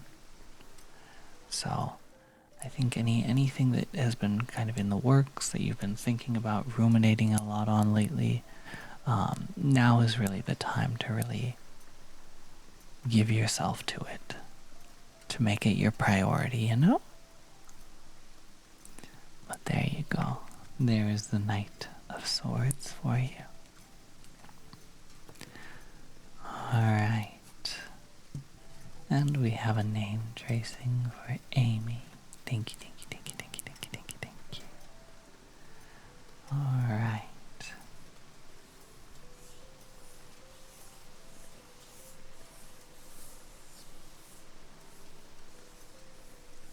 Just get everything all warmed up.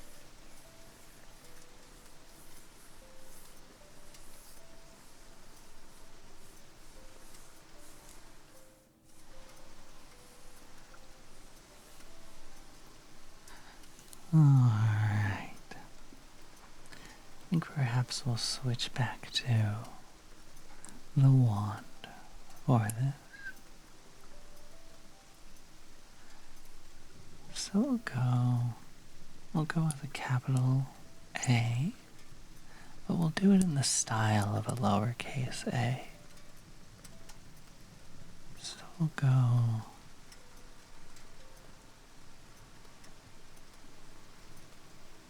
A with a little flourish at the end. And we have an M. We'll follow down that center line of my palm. And we'll add the last hook for the M. And then for the Y, we'll do it a little off center. So that way we can come up this line right to the meeting point with another line in my palm. And that Y, and Amy can really just follow all the way down before curling back up and getting a little flourish. So we've got Amy right there. Thank you very much. Thank you, thank you, thank you, thank you, thank you, thank you, thank you. Alright, I think I'm gonna start lowering this rain sound. I think it's very nice, but I do find that sort of pause at the end of it a bit distracting.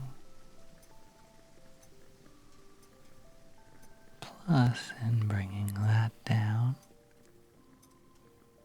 you can hear the ticking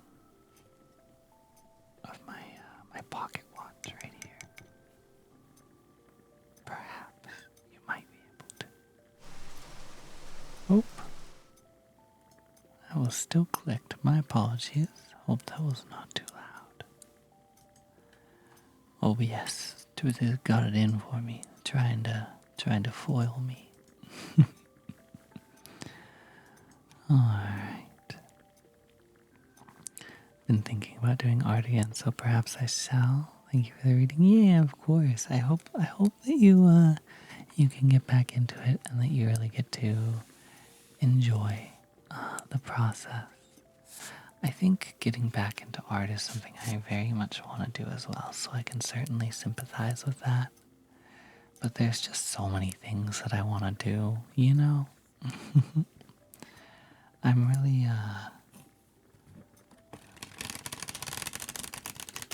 too many interests, not enough time. You know, I want to learn Japanese to a better degree because my Japanese is not Jozu. It's quite bad. I want to learn Spanish. I want to learn how to play the piano. I want to learn to sing. I want to learn to play the guitar. I want to learn to draw. I want to make ASMR videos again. I want to be a regular streamer. Well, not I want to be a regular streamer, but I want to be a streamer who streams regularly. That's the way I meant that. Oh,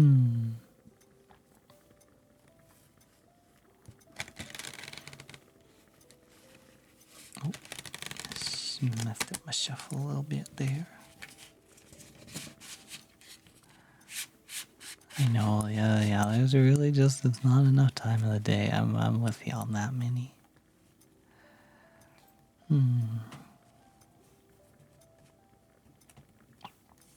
Alright. Well, looks like we have another card pull for Amy. Alright. Now we'll go ahead and pull a card with that sort of intention in mind, Amy. Let's see what we can get. Let's see what we can get for you.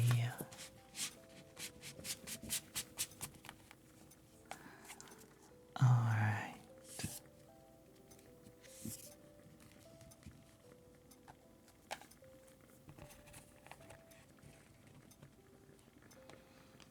Alright, so your card, Amy, is the Queen of Cups. So here it is a little bit closer. We've got a Torii gate right over the cup there. So the cups, as I mentioned earlier, is very much the feeling of water, or associated with water. It's very much has to do with sort of our inner state, our emotions, our spirit. So the Queen of Cups in particular is, I mean, again, you kind of have to, with this deck, I think on a surface level, some of it can maybe look a bit, perhaps slightly unpleasant, maybe. If you're just sort of looking at the image without kind of going deeper into it. But I think here what we see is it's a very sort of protective stance. I mean, especially with the I hope I'm not getting this wrong. This is a Torii gate, but Torii gates are, if you're not familiar with them, sort of meant to be the gates that the gods themselves walk through. So I think, and in particular, when passing, this is a little Shinto trivia for you. When you are passing through a Torii gate, it's okay to pass through the gate itself, but you want to walk to the side. The center of the path is supposed to be reserved for the gods, the spirits. And so I think there is sort of some intentionality to that imagery of putting the cups right in that path, right in the path of the spirits and gods and everything. There is definitely a sense of prioritizing the spirit, I think. And like I said, this is the Queen of Cups, so there's the Queen aspect as well. And if you look, there is almost a protectiveness about it. So I think for the Queen of Cups, especially in terms of wanting to find some pride and happiness with yourself, I think it really starts with this. This card is really, it feels to me like it's suggesting that there is a need to prioritize yourself. You know, it's very easy to forget to do that, to let yourself become a bit drowned in work and other people's worries, in the issues of friends, of family, and to put yourself sort of in a back seat in your own life. And I think really finding some of that happiness and pride with yourself really has to start with prioritizing yourself, which can be a very hard thing to do, especially when you don't feel very good about yourself. You know, it's hard to think of yourself as important enough to prioritize. And I totally get that. But I think just putting in the effort, you know, you're not always going to get it right. But I think putting in the effort to try is a good starting step. So I think that's the main recommendation that I would have lately for you is make sure you're prioritizing yourself. There's nothing wrong with stepping away if you've taken too many obligations, if you have too many plates that you're spinning at once. It's okay to put some of those down and tell people, hey, I need to focus on myself for a little while. I've just got a little too much going on. There is nothing wrong with that. And sometimes just getting rid of some of that stress kind of helps clear our view too, you know? I mean, it's natural if you take on too many tasks, too many things, you sort of promise too much of yourself to other people. Of course, like, I'm not saying that this is something that should happen or that's right, but I think it's very easy to start feeling rather down about yourself because suddenly you have all of these obligations and you can't fill any of them because you're putting a little piece here and a little piece there and a little bit there, and some of your energy is going over here. You know, it's hard to get anything done that way. And when you're not actually achieving anything that you're trying to do, just by the pure sake of too much being asked of you, that's a hard situation. I think maybe setting some things down and coming back to them in turn after making sure that you've really prioritized yourself is might be a smart thing to try. But I hope that works out for you. Thank you so much for the redeem, Amy. Thank you. All right. There we go.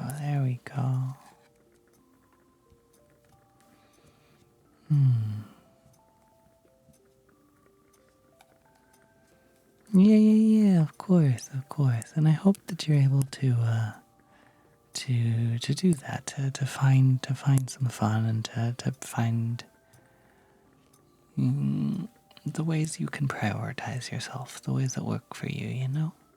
I hope so.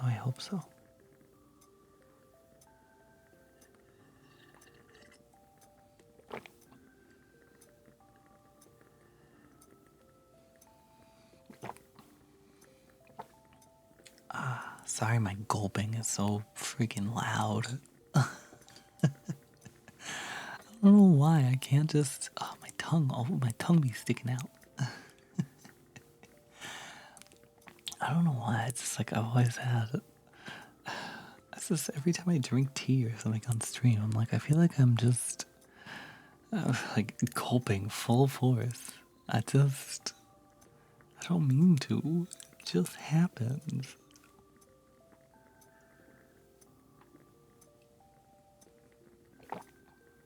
Like, how are you supposed to do that quietly? I don't know. Oh, yeah. I am excited to kind of unpack some of my stuff that I have for triggers and all too as well. I have a few things that I've brought back from Japan, as well as some of my old triggers. So my glub glub glub glub glub glub glub glub sort of sounds, if you guys remember those, that I'm excited to get back into using, and I think they'll be nice with these little microphones that I've got here as well.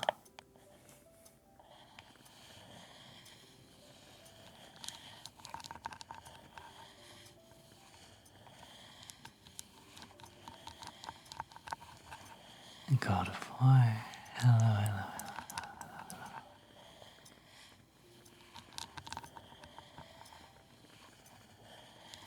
The demon boys spoke last night, but I want to hear what the yokai have to say. Alright, let's see what we can get you next. Angelic Neko. Hello. Thank you for the follow. God of War. Thank you as well. Thank you. Much appreciated, and I hope you enjoy your time here with the coven.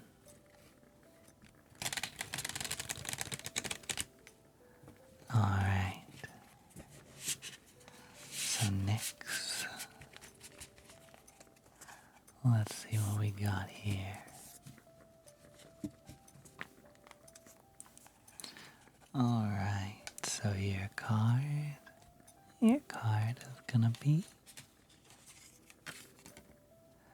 the 4 of Swords. I literally love Roman numeral imagery. I don't know why all of a sudden I can't read Roman numerals. But here you are. So the 4 of Swords, like I said, there is the sense of reason and intellect, thought. The mind is really associated with the swords, as is the element of air. So the swords, particularly with the 4 of Swords, a lot of the time it has to do with what's going on in our own heads. And I think with the 4 of Swords, there is often there's too much going on in our heads. It's too full, you know? Head need to be empty. Head too full. And as a bit of an overthinker myself, as a recovering overthinker, that is definitely something I can relate to. And the 4 of Swords rather, is it's a recommendation for some rest and some respite for that busy mind. It's very much a card that I think recommends sort of I want to say meditation, but not everybody is into meditating, and that's okay. I want to be somebody who is into meditating, but I do have my trouble with it.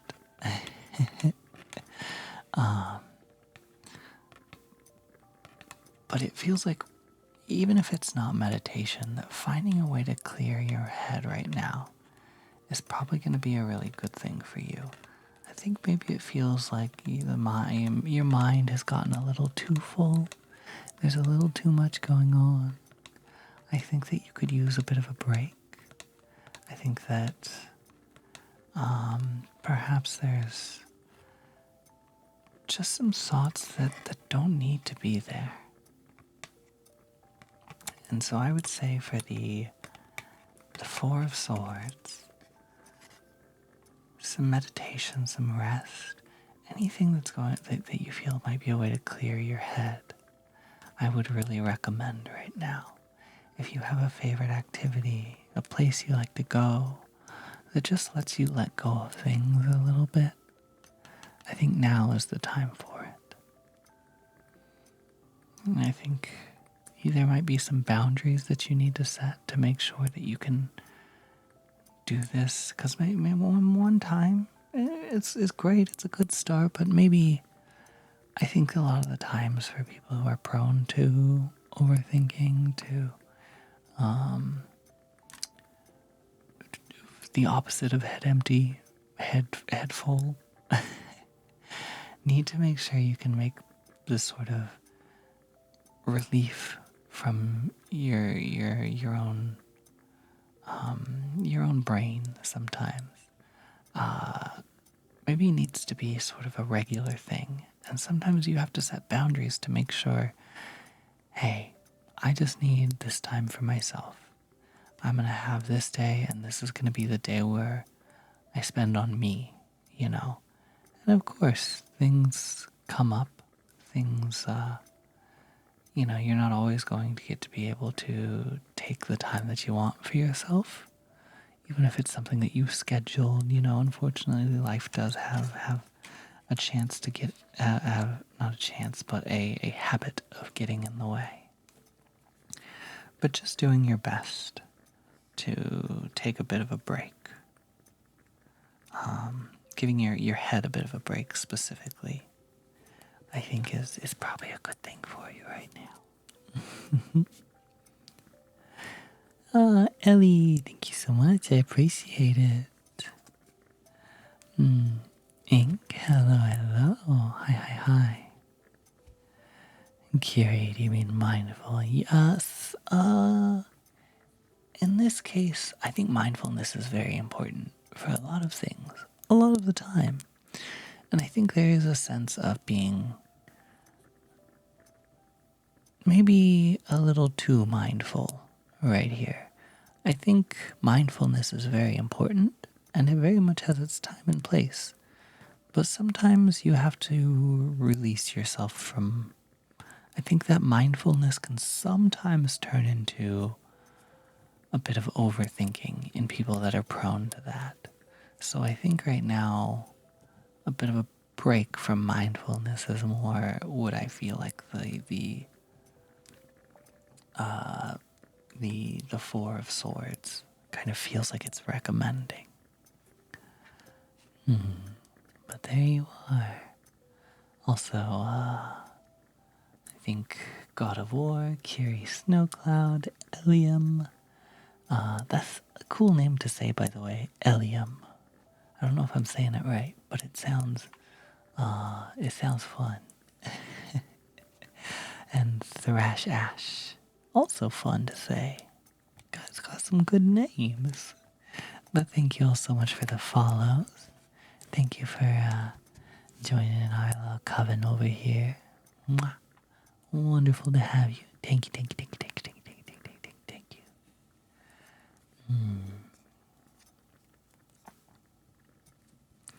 It does feel like it's starting to get a bit late. So I think I might go actually grab a little bit of a snack. Might have a little end of stream snack with you guys. I'll try to keep the munching noises to a minimum. But I think actually I'm gonna go do that. I got some nice new cups I kind of want to show off anyway.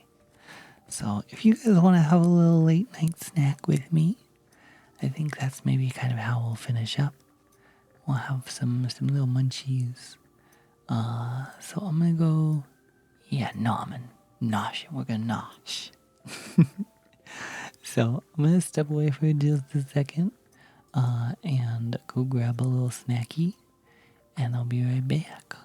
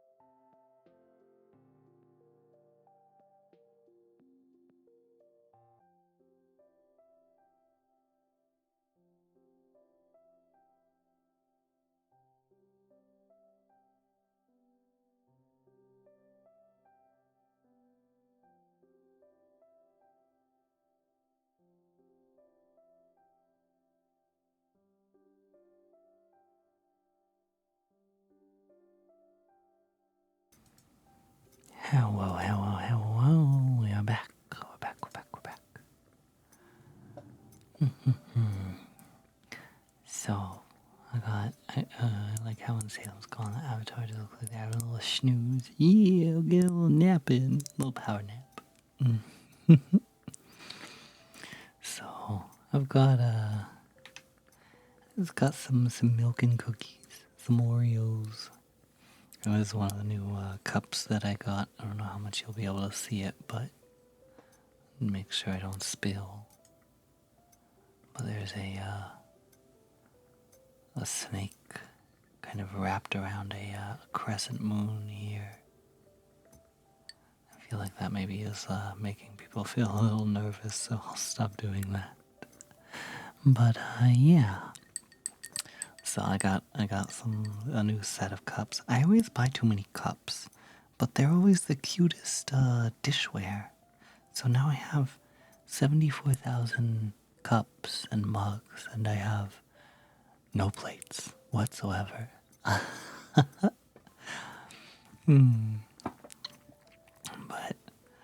and these are not, I will say, these are not my favorite Oreos. They're birthday cake Oreos, which I thought that I liked. I thought I remembered liking them, and I think I did like them at one point. And they're okay, but I bought them the other night, and I got home and I had a couple, and they kind of taste like plastic. There's a little bit of a plastic taste to them. Are those hand tattoos or something else? Yeah, these are hand tattoos. They're blacklight tattoos.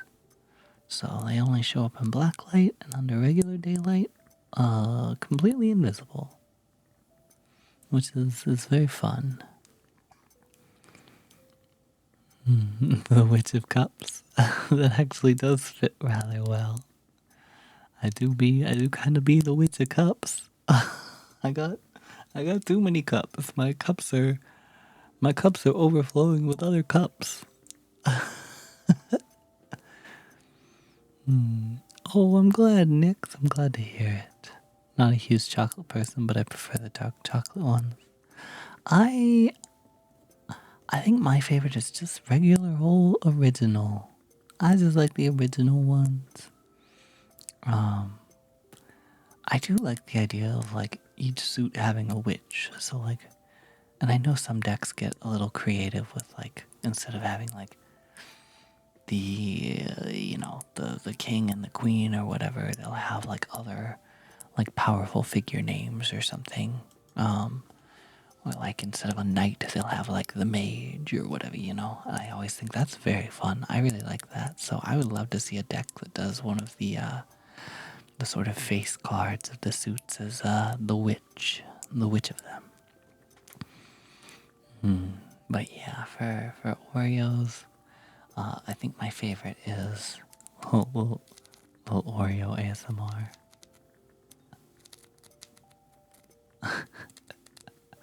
But yeah, my favorite is just regular old original.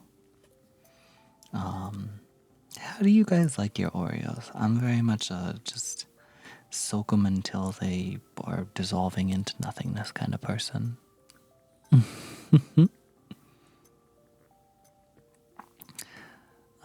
The mint Oreos are very good, but specific. I don't know if they have regular Oreos that are mint. Hold on, I have to eat this before it falls apart. I'm so sorry.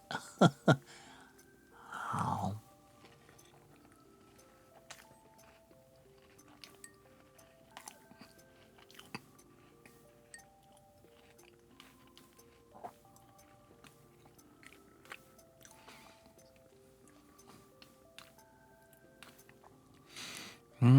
Warm milk and Oreos. That sounds like it could be.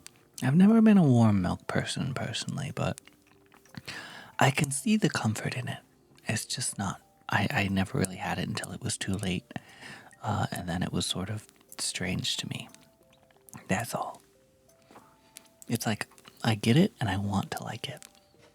Just don't, unfortunately. But I can see how that with some Oreos would be a very comforting little snacky.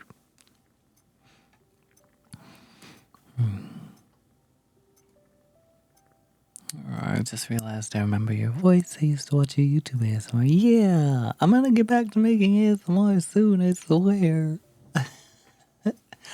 I know sometimes it's a little bit hard because I think when I'm louder, my voice tends to be higher.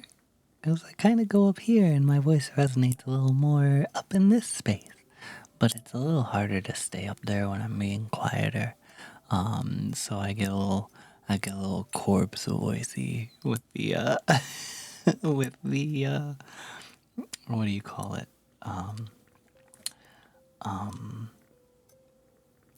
The oh gosh, why am I totally forgetting the term? Like the throat, like crackle, vocal fry. That's what the term I was looking for.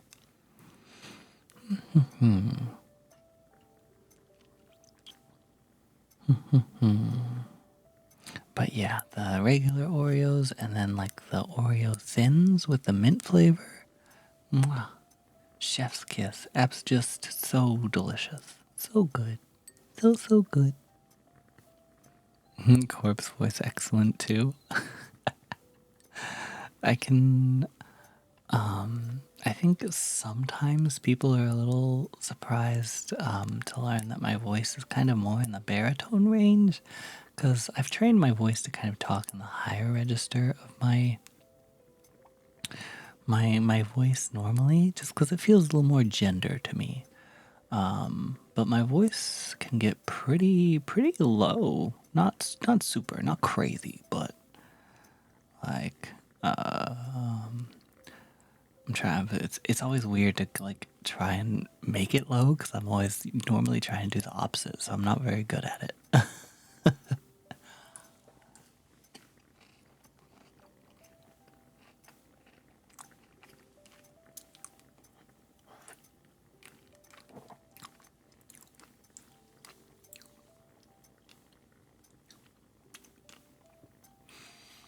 But yeah, because normally I prefer to kind of talk up here and bring my voice up and bring the resonance up, and it's just a little more fun and light and dynamic and stuff. It's the way I like to talk. But I'm trying to like see how I can get my voice low without sounding cringe. TM. It's so funny when I visited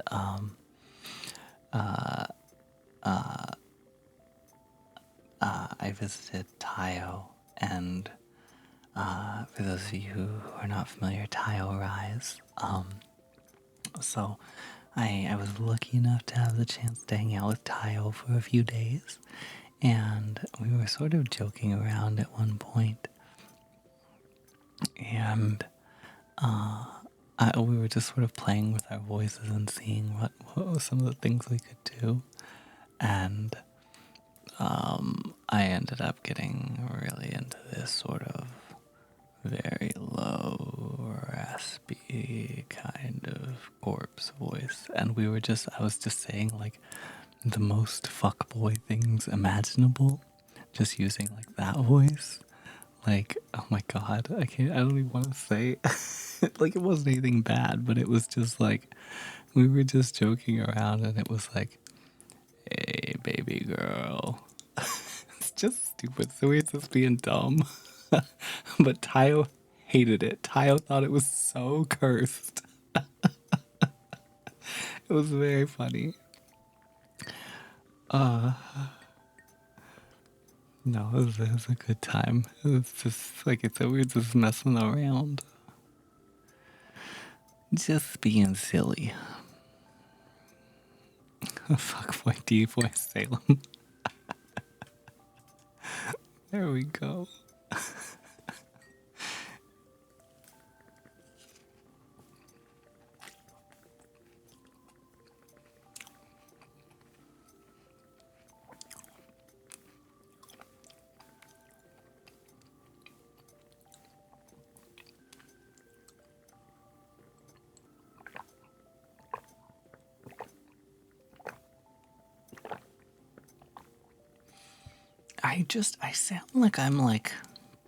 I sound like I haven't had a drink of water in 73 years. And I'm like getting out of like the Sahara Desert, and it's the first drink of water that I've had. But it just sounds like that every time I drink something.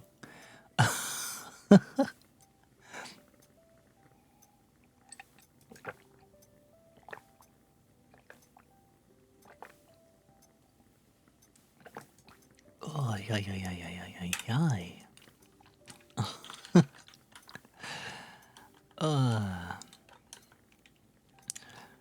This was fun though. I enjoyed this stream. I want to get back into doing more ASMR like this. And you know, just in general, like ASMR videos and stuff again.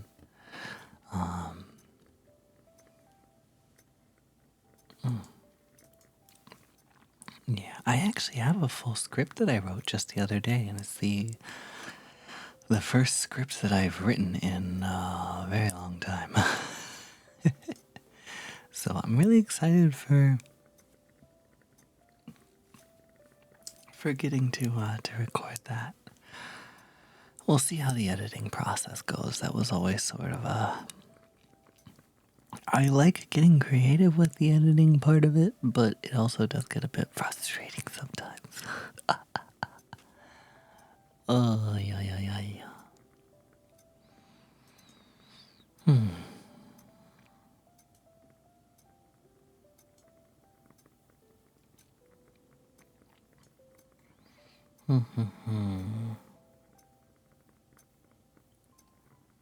Alright, alright, alright, alright, alright, alright, alright, alright, alright.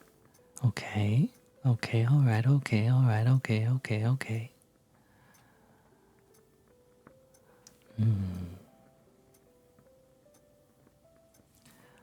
I think a stretch, thank you. Posture check, thank you also. Wiggly. Ay, ay, ay, ay, ay, ay, ay. Thank you. Uncrunched. Alright, so I think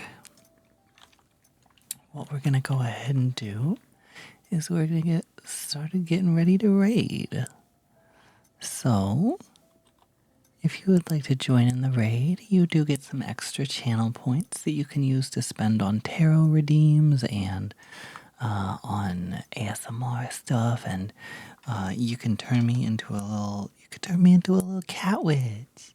So there's some lots of redeems and stuff that'll be coming back and everything. So if you would like to join in the raid, you do get some extra channel points you can use on that kind of thing. If you're headed off to bed and need to get some sleep, I completely understand though. So, Neighborhood Cultist, thank you very much for the follow. Welcome to the Coven. Thank you. So we're gonna go ahead and get our raid started. That's gonna be our raid message. If you're subscribed, you already have the Salem Excite emote. If you are not subscribed, you can use, I believe it's a small amount of channel points. It's like 60 or something. And you can unlock the Salem Excite emote, and you could join in saying hello to a new friend with us. I have not raided this person before, I don't believe. But they are doing ASMR, so they're gonna have, they have a really nice aesthetic. I really enjoy, like, they have a very sort of foresty, like, kind of vibe that I'm really enjoying. So I think we're gonna go see them, say hello. So please, as always, I know you guys are always kind, but just show them lots of love. I would appreciate it.